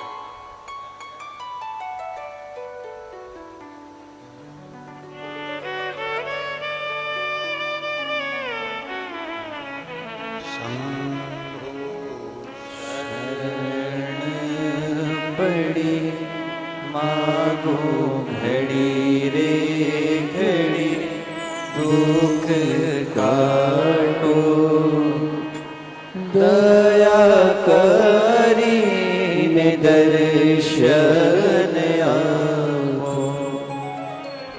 शंभो शरण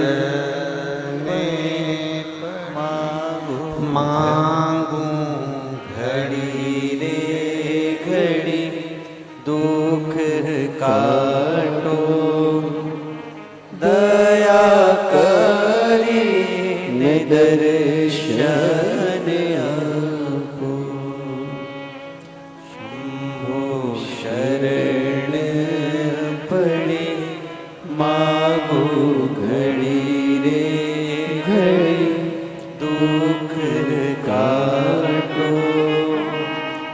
दया करी ने दर्शन आपो।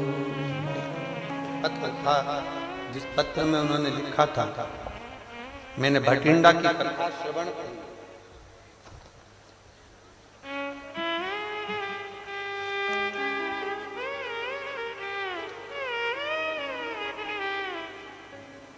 और भटिंडा की कथा सुनी।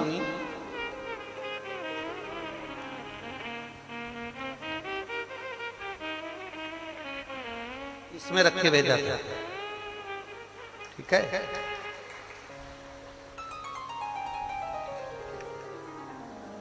मेरा नाम नीरू गोयल है, मेरे पति का नाम प्रशांत गोयल है। मैं मंडी गोविंदगढ़ पंजाब की रहने वाली हूं। कहीं बैठी हो तो हाथ हिलाइए। हाँ ठीक है, दिख गए। श्री शिवाय नमस्ते। मैं मंडी गोविंदगढ़ पंजाब की रहने वाली हूँ। मेरा मोबाइल नंबर यह है। बाबा के चरणों को नमन करती हूँ। श्री गोपाल जी को, गोविंद जी को साधुवाद देती हूँ, धन्यवाद देती हूँ, जिन्होंने हमारे भाग्य को चमकाने की इस पुराण की कथा को करवाया। साधुता एक लोटा जल का मैं वर्णन करना चाहती हूँ। मेरा भोले बाबा कोई साधारण नहीं है गुरुदेव। मेरे ओघरदानी ने ऐसी कृपा कर दी। मेरी बेटी का नाम तन्वी गोयल है। उसने नीट का एमबीबीएस की तैयारी के लिए कोचिंग लेनी थी, परंतु हमारे पास में इतना पैसा नहीं था। पारिवारिक स्थिति ऐसी नहीं है गुरुदेव कि कहीं से धन की व्यवस्था हो सके। तब आपके मुख से हमने कथा में सुना था, शिव महापुराण की कथा में पंडाल में शंकर के आए हुए भक्त को मौका मिल जाए तो एक जरा सा मुख झूठा जरूर करा देना। बन सके तो अपनी बोतल का पानी पिला दो, चाहे अपने घर से कुछ लाए हो वो खिला दो, पर उसको खिलाना जाए।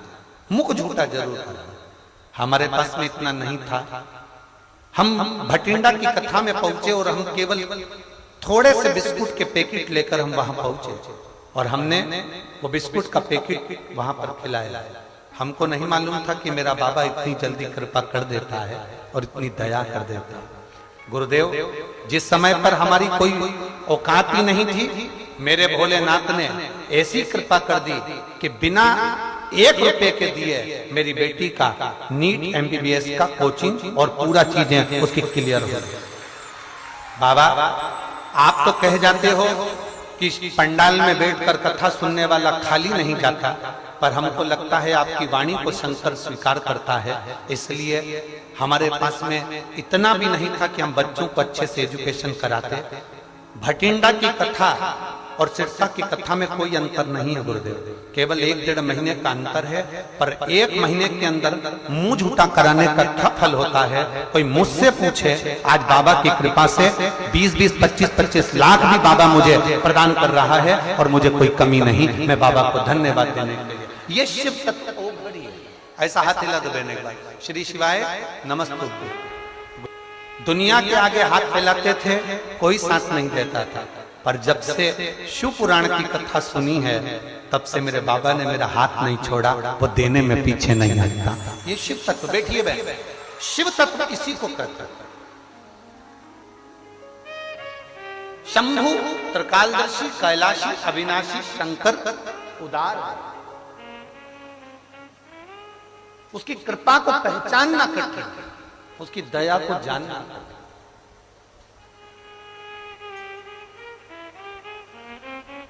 उसमें लिखा बेटी कोचिंग नहीं कर पा रही थी, पर उसके लिए व्यवस्था भी मेरे भोलेनाथ ने करा और वो नीट की कोचिंग करना प्रारंभ कर। हम उसके सहारे, हम उसके भरोसे रहे।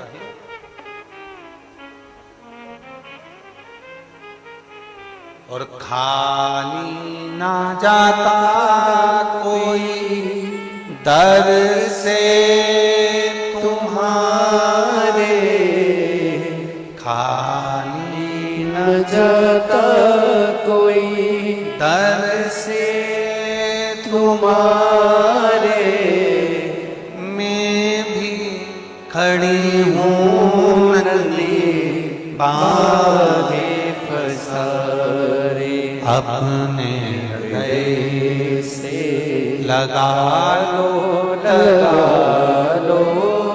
गिरा जा रहा हूँ, उठा उठा भोले अपने दर से अब तो ना टालो, गिरी जा रही हूँ, उठा लो। उसकी कृपा, उसकी उदारता, उसकी दया इतनी प्रबल होती है, बस भरोसा दृढ़ होना चाहिए, विश्वास पक्का। बैठो कथा में, आप सियोर वाले महाराज को सुनने के लिए नहीं आए, आप केवल शिव महापुराण की कथा को सुनने के लिए नहीं आए, आप 7 दिन भगवान शंकर से, तारा बाबा जी से, तारकेश्वर महादेव से मिलने के लिए आए हो और अपना दुखड़ा बाबा को सुनाने के लिए आए। केवल सियोर वाले महाराज से कोई मतलब नहीं होना चाहिए तुमको, स्पष्ट बात है जो है।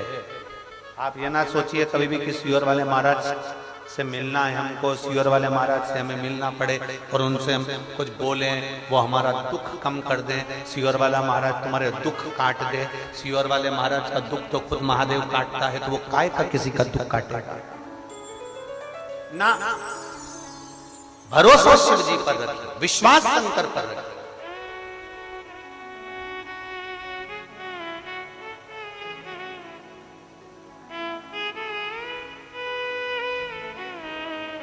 कितना सुंदर एक संवाद है रामचरितमानस का, स्मरण करिएगा जरा।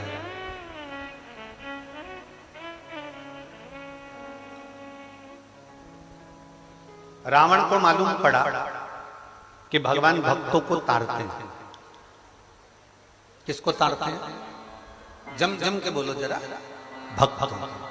रावण को मालूम पड़ा कि भगवान भक्तों को ताड़ते हैं। रावण छोटा था, उसकी शादी नहीं हुई।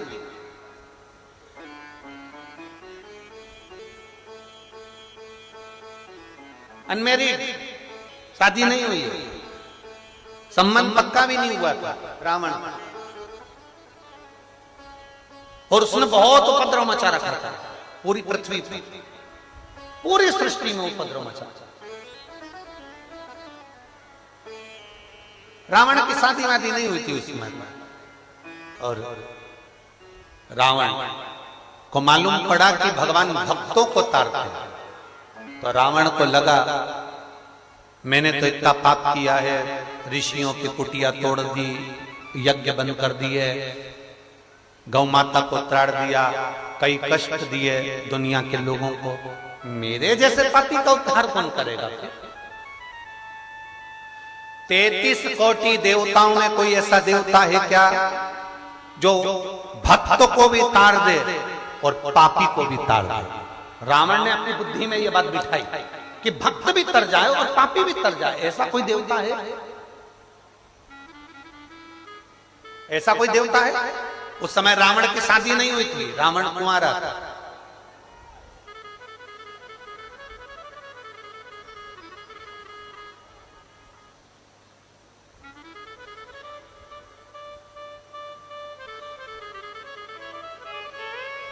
रावण भटकता रहा, उसने सुना भगवान भक्त को तारता है, पर मैंने तो पाप कर्म किया है, मुझे कौन तारेगा? 33 कोटि देवताओं में कोई ऐसा देवता नहीं है जो भक्त को भी तार दे और पापी को भी तार दे। एक बार मंदोदरी से मिल लिए, शादी नहीं हुई थी, कुंवारे थे उस समय पर, मंदोदरी से मिले, पहली बार मिलना हुआ। मंदोदरी कांटों में से अपने लहंगे को निकाल रही और रावण उसको देखकर ठाके लगाकर हंस रहा। बहुत तेज रावण के चेहरे पर हंसी थी और मंदोदरी अपना लहंगा निकाल रही, अपना लहंगा कांटों में से निकाला। रावण ने ठाका लगाया, हंसा। मंदोदरी ने घूर कर रावण को देखा, लंकाधिपति लंकेश को देखा।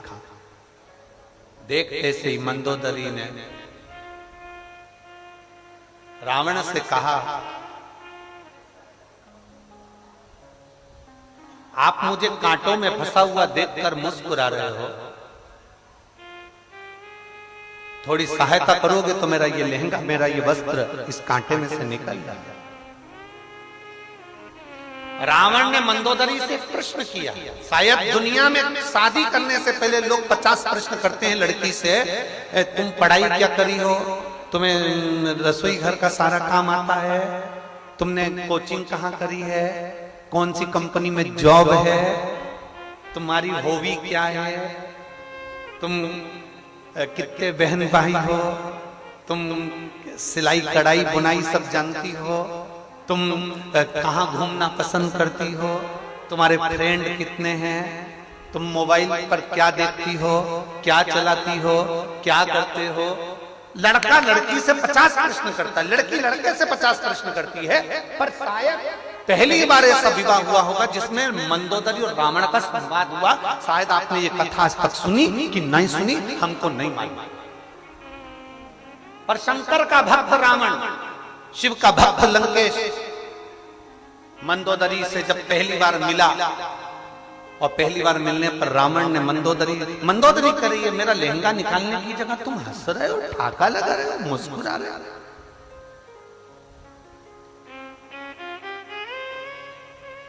लड़का लड़की में पहली बार जब मुलाकात होती है शादी के लिए तो कितनी कितनी बातें होती है, बहुत सारी बातें होती है, बहुत। लड़की भी कह देती है एक बार बस अपनी शादी हो जाए, मैं पूरे घर को स्वर्ग बना दूं और घर में रहने वालों को स्वर्गवासी बना दूं। जब घर को ये स्वर्ग बनाएगी तो उसमें रहने वाले तो वैसे स्वर्गवासी हो जाएगा। बोले बोले तो बोले, बस शादी हो जाने दो।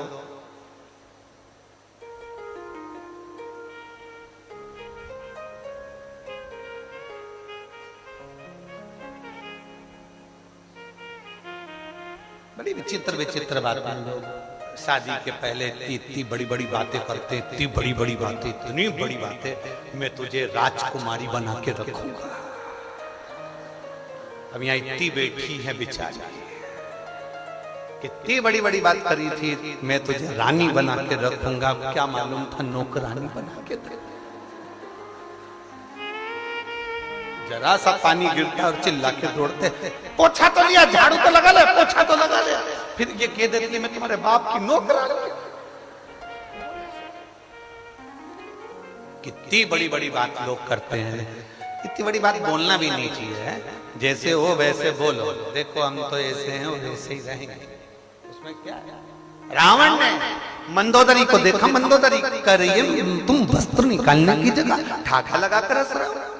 रावण कहता है मेरा एक प्रश्न है, अगर तुमने उस प्रश्न का उत्तर दे दिया तो मैं तुम्हारा वस्त्र भी निकाल दूंगा और जिंदगी भर तुम्हें अपनी रानी बनाकर रखूंगा और तुम जैसा कहोगी वैसा करूंगा, तुम जैसा कहोगी वैसा करूंगा। बस एक प्रश्न है, उस प्रश्न का उत्तर दे दीजिए। मंदोदरी का लहंगा कांटे में उलझा हुआ है।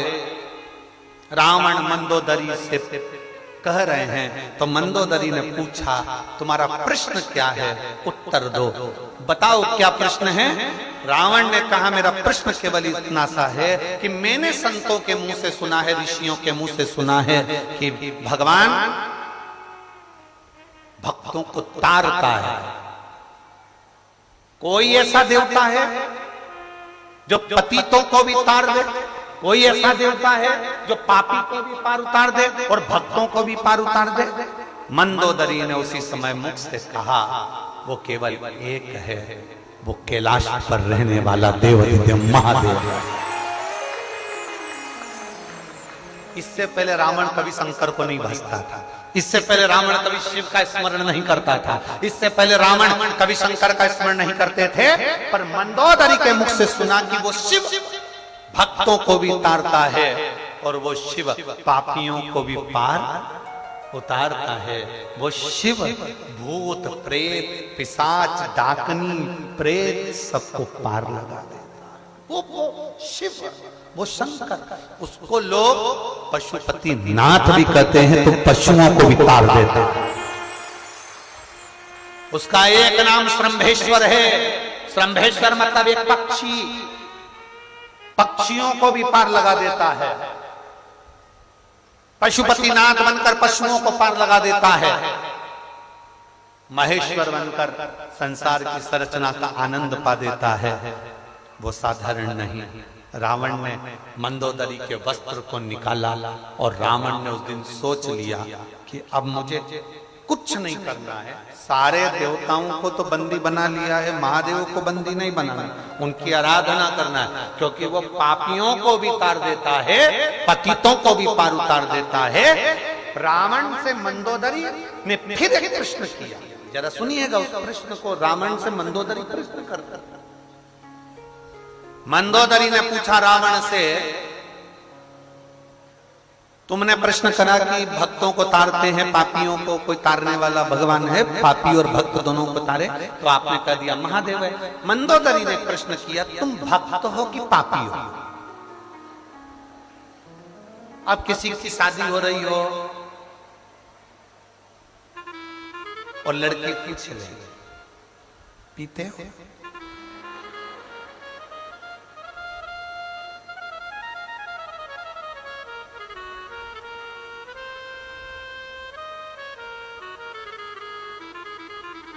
लड़का मुस्कुरा के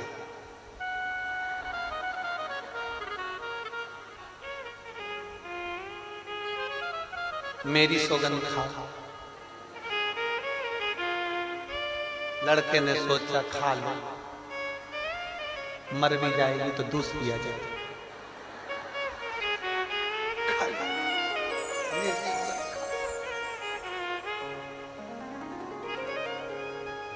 अब मंदोदरी कर रही है कि तुम भक्त हो कि पापी हो? तुम भक्त हो कि पापी हो? रावण कहता है संसार सागर में जितने जन्म लेते हैं वो कौन से पुण्यात्मा होते हैं। मृत्यु लोक में जो जन्म लेता है उसको पृथ्वी पर आकर झूठ बोलना ही पड़ता है, छल करना ही पड़ता है, परिवार को पालने के लिए चलाने के लिए कपट करना ही पड़ता है। इसलिए कोई भक्त नहीं है सब के हृदय में थोड़ा न थोड़ा कोई क्रोध, काम, लोभ, आसक्ति, वासना, तृष्णा, सबके अंदर झूठ, प्रपंच, संसार में जन्म लेने के पास ये रहता ही है। तो संसार में जितने जन्म लेते हैं उसका पाप कर्म तो उसके साथ रहता है। मैं मेरे लिए प्रश्न नहीं कर रहा हूं कि पापी को कौन तार सकता है, मैं तो पूरे पृथ्वी की बात कर रहा हूं कि संसार में रहने वाले मनुष्य से एक न एक बार मृत्यु लोक में जन्म लेने के बाद पाप होता ही है। उसको तारेगा कौन? तो मंदोदरी ने कह दिया केवल एक, हर समस्या का हल एक लोटा, बस एक लोटा जल। अब कोई तुम में से कोई कह दे मैं कभी झूठ नहीं बोली।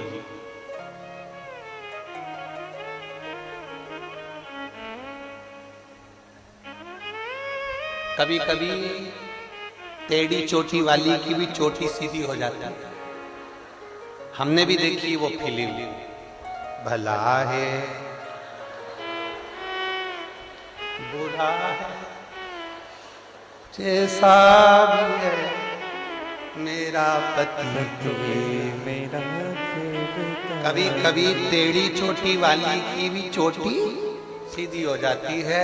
पर याद रख लेना, मनुष्य की देह मिल जाए और तुम कहो कि मैं झूठ नहीं बोलता, तुम मनुष्य की देह मिल जाए और तुम कह दो मैं कपट नहीं करता, मनुष्य की देह मिल जाए तुम कह दो मैं ईर्ष्या नहीं करता, मनुष्य की देह मिल जाए और तुम कह दो कि मैंने किसी को धोखा नहीं दिया, मनुष्य की देह मिल जाए और तुम कह दो कि मैंने किसी को गाली नहीं दी, मनुष्य की देह मिल जाए और तुम कह दो मैंने किसी का अहित नहीं करा। तो भूतो न भविष्यते, अहंकार, काम, लोभ, आसक्ति, वासना, तृष्णा, क्रोध, ये मनुष्य की देह में भगवान देकर भेजता है। इसलिए पृथ्वी पर अगर जन्म हुआ है तो एक बार शंकर भगवान का भजन जरूर करना, क्योंकि पापी को भी पार उतारने वाला वो शिव ही है। शंकर जी की किसी से दुश्मनी नहीं है। तुम देख लो अगर किसी से दुश्मनी हो, रावण कितना बड़ा असुर था, भगवान नारायण से उसकी दुश्मनी थी, ब्रह्मा जी से उसकी दुश्मनी थी, इंद्र से थी, शंकर जी से थी नहीं थी। बेस्ट फ्रेंड, दुश्मनी है ही।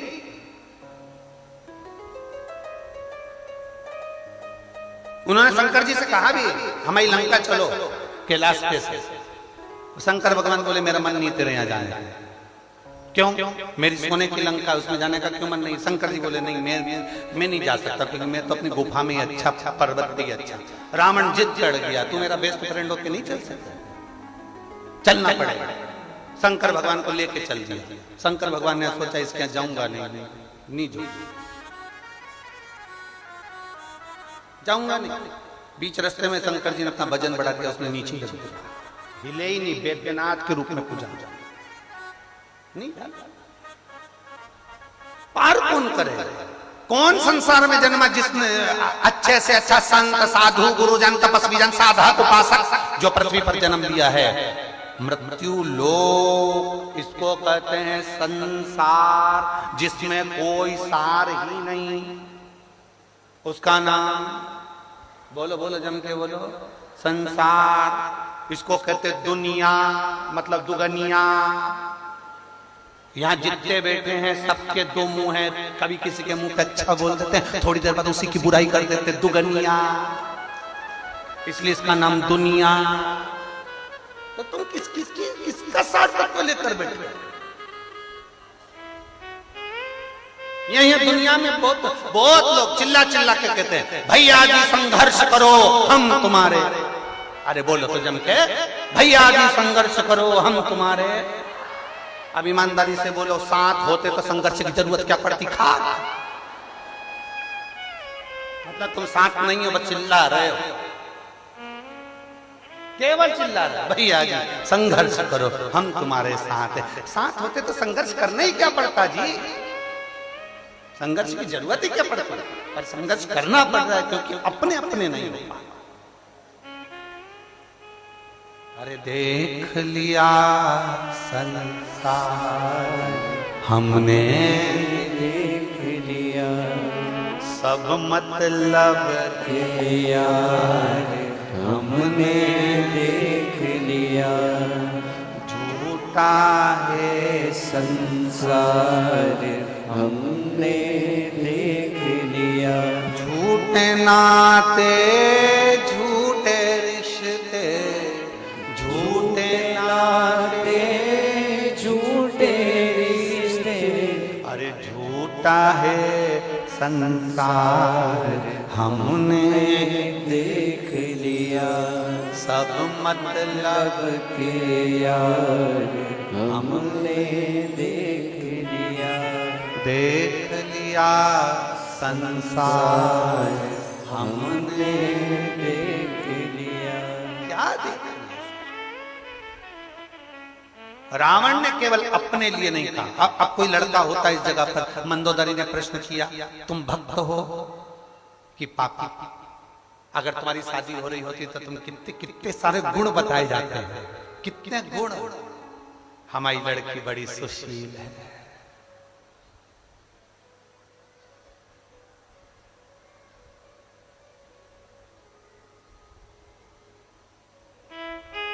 कपड़ा बनाने में हमारी लड़की कपड़ा बनाने में एक नंबर है, समझ जाओ, बहाने बनाने में एक नंबर है। हमारी लड़की सब काम कर लेती है, बेवकूफ भी बना लेती है हमारी लड़की।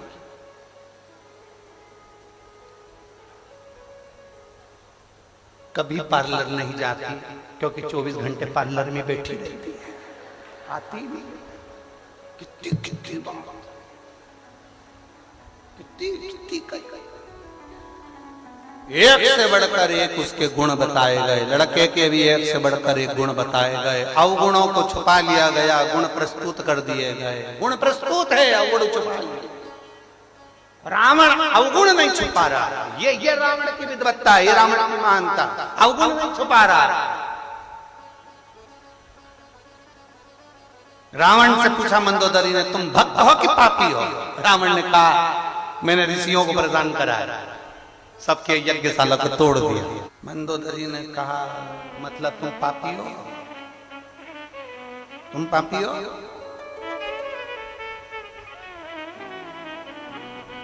रावण मुस्कुराकर कहता है, संसार में जो जन्म लिया है, पृथ्वी पर आकर उसने कुछ न कुछ गलत जरूर किया है। कोई सृष्टि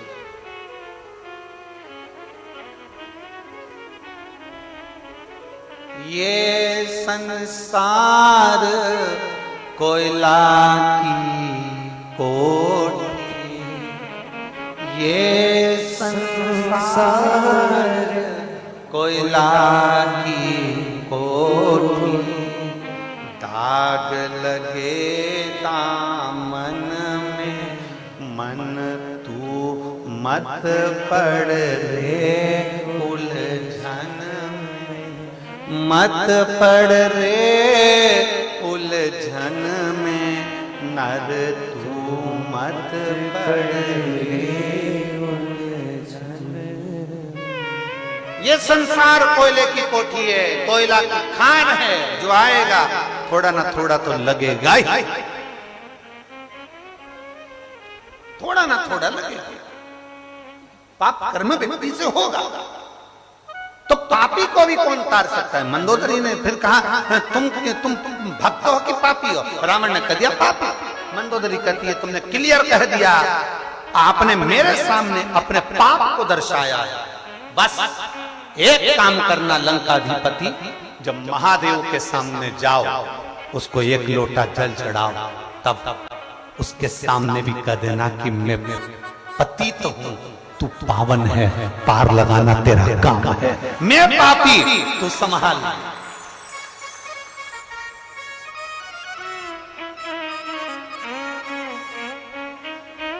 उसके सामने जाकर कहो कि मैं पापी हूं, मैं पतित हूं, तू पावन है।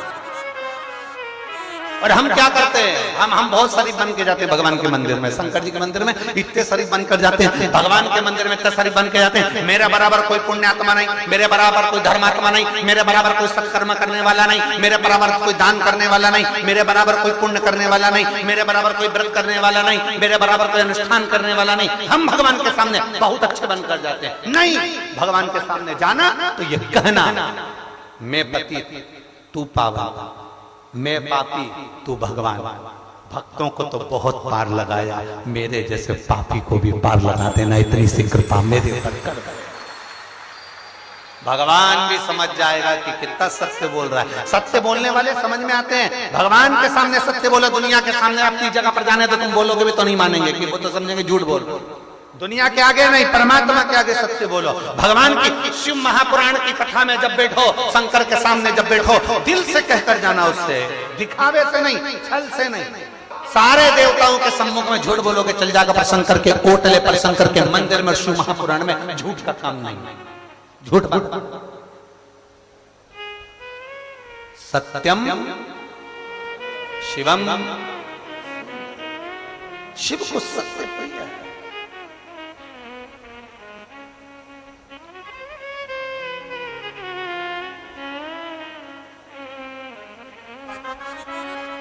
और आप जब उससे कहेंगे,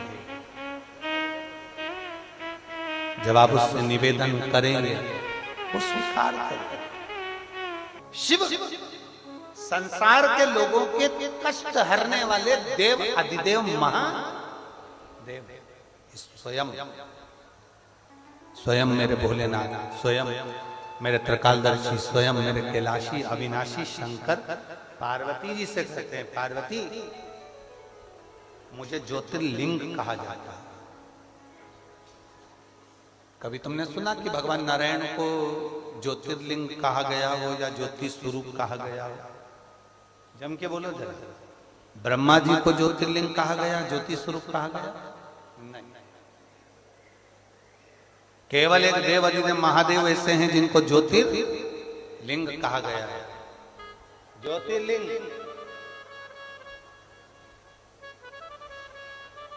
इसलिए आज भी हमारे शिव पुराण कहती है, उमाखंड कहता है शिव पुराण का। भगवान शंकर का उमाखंड, शिव पुराण का उमाखंड कहता है। और स्कंद पुराण को अगर आप काशी खंड में पढ़ेंगे तो उसमें भी वर्णन मिलेगा। और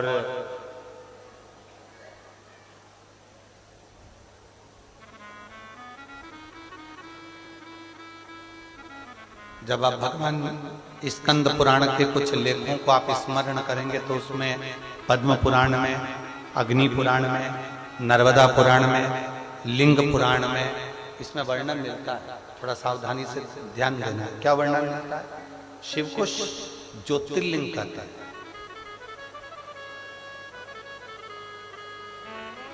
अब किसी ने कहा कि गुरुजी उज्जैन में महाकाल है, उनको ज्योतिर्लिंग कहा। ओमकारेश्वर में भगवान ओमकारनाथ बैठे हैं, उनको ज्योतिर्लिंग कहा। केदारनाथ में केदारेश्वर बैठे हैं, उनको ज्योतिर्लिंग कहा। बैद्यनाथ में भगवान बाबा बैद्यनाथ बैठे हैं, उनको ज्योतिर्लिंग कहा। जो 12 ज्योतिर्लिंग हैं, इनको ज्योतिर्लिंग कहा गया है। शिव महापुराण के अंतर्गत कहा गया कि केवल 12 ज्योतिर्लिंग में जो ज्योतिर्लिंग विराजमान है, भगवान के 12 लिंग जो विराजमान है, इन्हीं को ज्योतिर्लिंग नहीं कहते। यहां तक शास्त्र कहता है किसी मंदिर में, शिवालय में, देवालय में, आपके घर में, आपके बनाए हुए पार्थिव लिंग में, उसमें भी ज्योति रहती है, तो वो भी ज्योतिर्लिंग की गणना में आता है। उसमें भी ज्योति रहती है, वो भी ज्योतिर्लिंग की गणना में।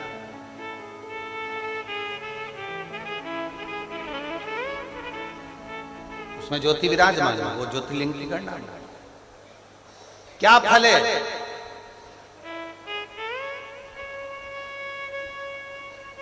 बारह ज्योतिर्लिंग में जितने संसार के शिवालय हैं, शंकर के मंदिर हैं, जितने शिवालय शंकर के मंदिर पूरे संसार में हैं, इसमें सबसे ज्यादा महत्वता किस बात किया जाता है? कभी किसी शिव जी के मंदिर में गए हो? जम के तो बोलो जरा, गए हो? जल चढ़ाया है ना? कभी शंकर जी के मंदिर में प्रदोष की आरती, प्रदोष काल की आरती, शाम की आरती। शाम की आरती का मतलब यह है प्रदोष काल की आरती, मतलब वो रात्रि को एक आरती होती है, वो शयन आरती होती है, मतलब उस समय तो भगवान सोते हैं। ये प्रदोष काल की जो आरती होती है, ये किसी किसी मंदिर में होती है, किसी किसी मंदिर में। जैसे हमारे यहाँ सीहोर में कुबेरेश्वर धाम पर प्रदोष काल की आरती होती है, शाम की। किसी किसी के स्थान पर प्रदोष काल की आरती का दर्शन होता है, कहीं कहीं, नहीं तो ज्यादातर रात्रि में लोगों को आरती होती है, सुबह होती है, भोर की हो जाती है, काकड़ हो जाती है, भस्म आरती हो जाती है, ये सब होती है। पर प्रदोष काल का कभी मौका लग जाए जिंदगी में, एक आध बार कभी ऐसा योग लग जाए, तो शिव जी के मंदिर में चाहे वो भस्म आरती हो, काकड़ आरती हो, मंगला आरती हो, राजभोग आरती हो, दोपहर की कोई आरती हो, प्रदोष काल की आरती हो, शयन आरती हो, शिवालय में कभी मौका लगे, महीने 2 महीने में, 3 महीने में, हफ्ते में 1 बार 2 बार ऐसा नियम बनाओ कि मुझे अपने आसपास के शिवालय में, शंकर के मंदिर में जाकर मुझे भगवान शंकर की आरती का दर्शन करना है। उस दर्शन का क्या फल होता है? तो शिव महापुराण की कथा कहती है, जब हम भगवान शंकर की आरती उतरते समय, आरती जब ऊपर की ओर जाती है, उस आरती के ज्योत का जब हम दर्शन करते हैं, तो वो दर्शन मात्र से हमें 1000 कपिला गाय के दान का फल प्राप्त हो। 1000 कपिला गौ माता के दान का फल हमें प्राप्त हो जाता है, जब शंकर के शिवलिंग की किसी भी शिवालय में, किसी भी देवालय में, कहीं पर, कहीं पर आरती का क्रम थोड़ा ध्यान दीजिएगा, बहुत बहुत ध्यान देने वाला विषय है।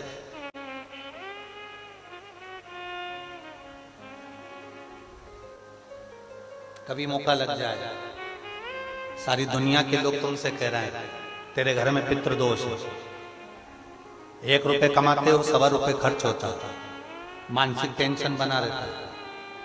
घर में एक व्यक्ति बीमार है, ठीक हुआ, दूसरा बीमार पड़ गया, दूसरा ठीक हुआ, तीसरा बीमार पड़ गया, तीसरा ठीक हुआ, चौथा बीमार पड़ गया, मतलब कहीं ना कहीं पितृ का भाव, पितृदोष का बना। किसी ने कहा तुमसे कि तेरे यहाँ पितृदोष है, तूने ब्राह्मण को भोजन करा दिया, पिंडदान करा दिया, तर्पण करा दिया, तिलांजलि करा दी, गया जी का श्राद्ध कर दिया, हरिद्वार चली गई, वहां पिंडदान करवा दिया, ब्राह्मण भोज करवा दिया, तिथि पर भोजन करवा दिया, सब कुछ करवा के देते। अब एक काम और करके देख, एक काम और करके देख लो।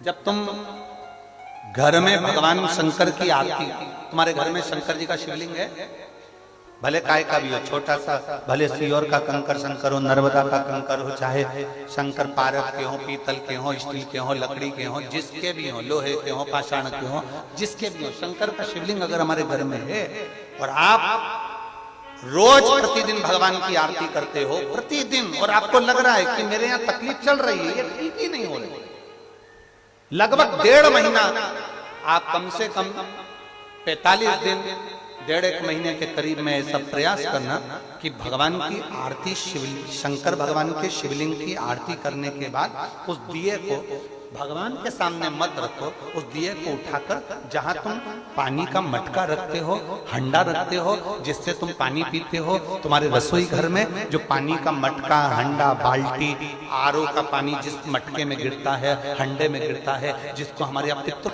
उस स्थान पर, उस मटके के पास में, संडे के पास में, उस बाल्टी के पास में, जहां रसोई घर में पानी रखते हो, उस रसोई घर में पानी जहां रखते हो, उसके पास में उस दिए को भगवान के सामने नहीं रखना। आरती उतारने के बाद उस दिए को ले जाके सीधे परिंडे के पास में, उस हंडे के पास में, मटके के पास में उसको रखो। केवल 1.5 महीना कर कर देखना। 1.5 महीने के बाद तुम्हें मालूम पड़ेगा कि हम वापिस उन्नति की सीढ़ी पर चढ़ना प्रारंभ कर दिए, हमें फल मिलना चाहिए। अब तुम्हें ना कहीं जाना है, ना कहीं आना है, ना कोई खर्चा है। खर्चा है क्या?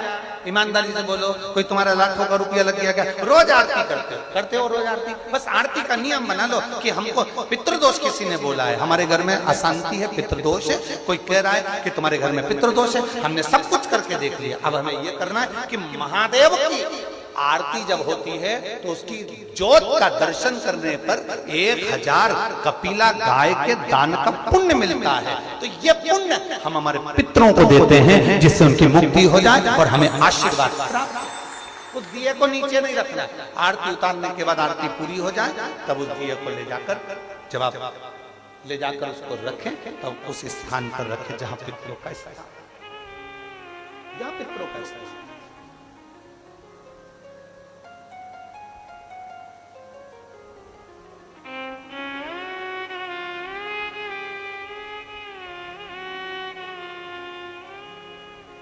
तेरे दरबार की बाबा निराली शान देखी है, तुझे देखे नहीं देखा पर झोली भरी देखी है। मुख दुनिया मोड़े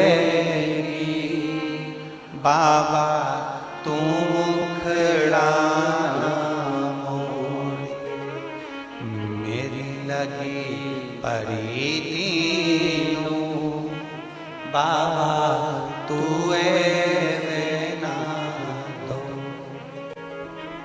मुख दुनिया मोड़ेगी बाबा तू मुखड़ा। हम शिव के प्रति समर्पित, एक दीप भी हमको फल दे जाता।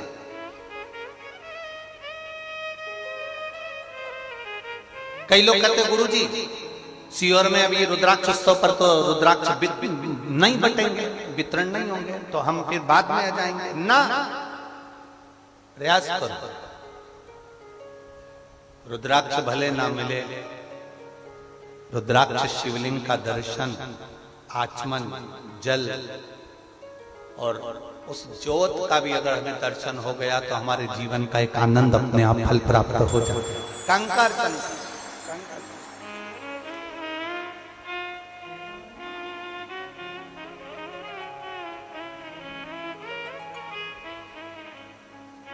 एक बेटी है यहाँ, मोना दिल्ली से आई है, 30 वर्ष उनकी आयु है। कहीं बैठी हो तो हाथ हिला सकती हैं। मेरा नाम मोना है, मैं दिल्ली से आई हूं। कहीं बैठी है? अच्छा इधर। श्री शिवाय नमस्तुभ्यं बेटा।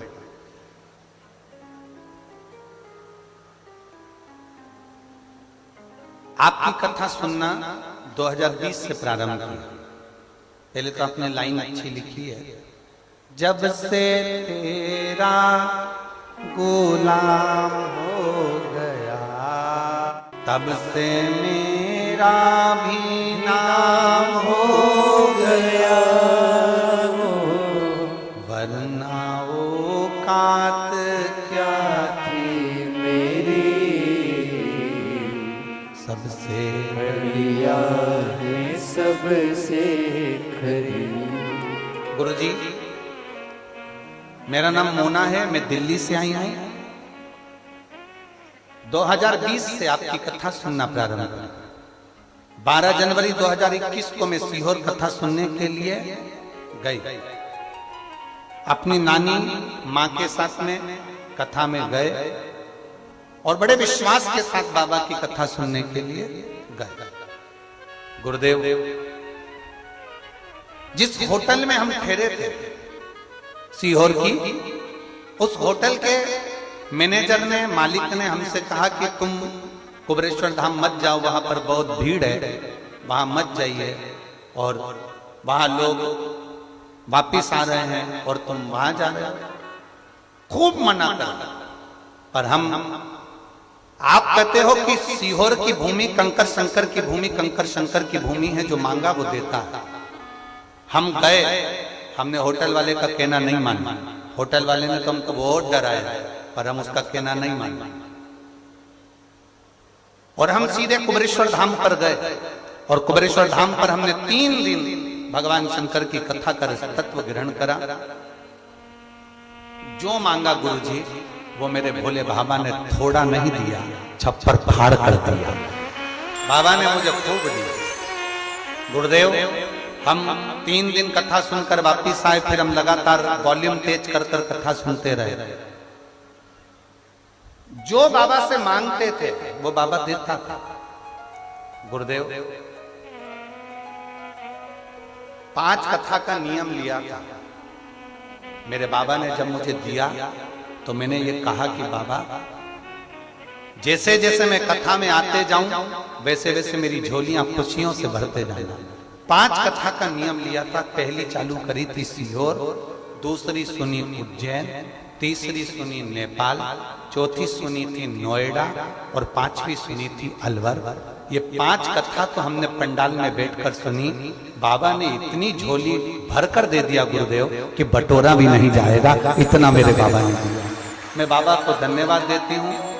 आपसे कामना करती हूँ एक बेलपत्र मुझे जरूर देना। आजा शिव तत्व की प्राप्ति शंभु को घड़ी है, वो त्रिकालदर्शी, वो कैलाशी अविनाशी है। मैं गोपाल अंकल को, गोविंद अंकल को धन्यवाद देती हूँ। हमारी सिरसा की पवित्र भूमि पर आए। हम कभी तारा बाबा का दर्शन नहीं करे थे और उनका दर्शन भी आपने हमें करा दिया, उसके लिए साथ। ये शिव तत्व, ये ओघड़ी, ये शंभु है। उससे जो कहा जाए वो सुनता, जो कहे।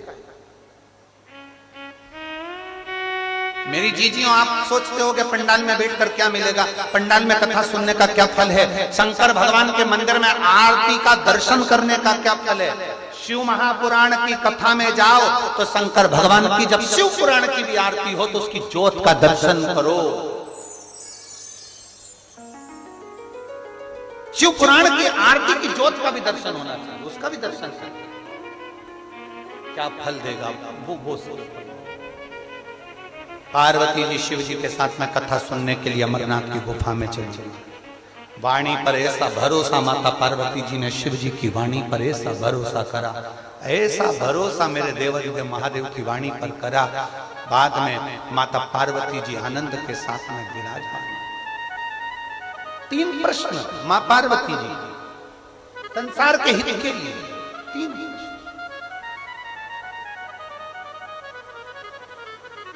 माता पार्वती जी के 3 प्रश्न संसार के हित के लिए, संपूर्ण विश्व के हित के लिए,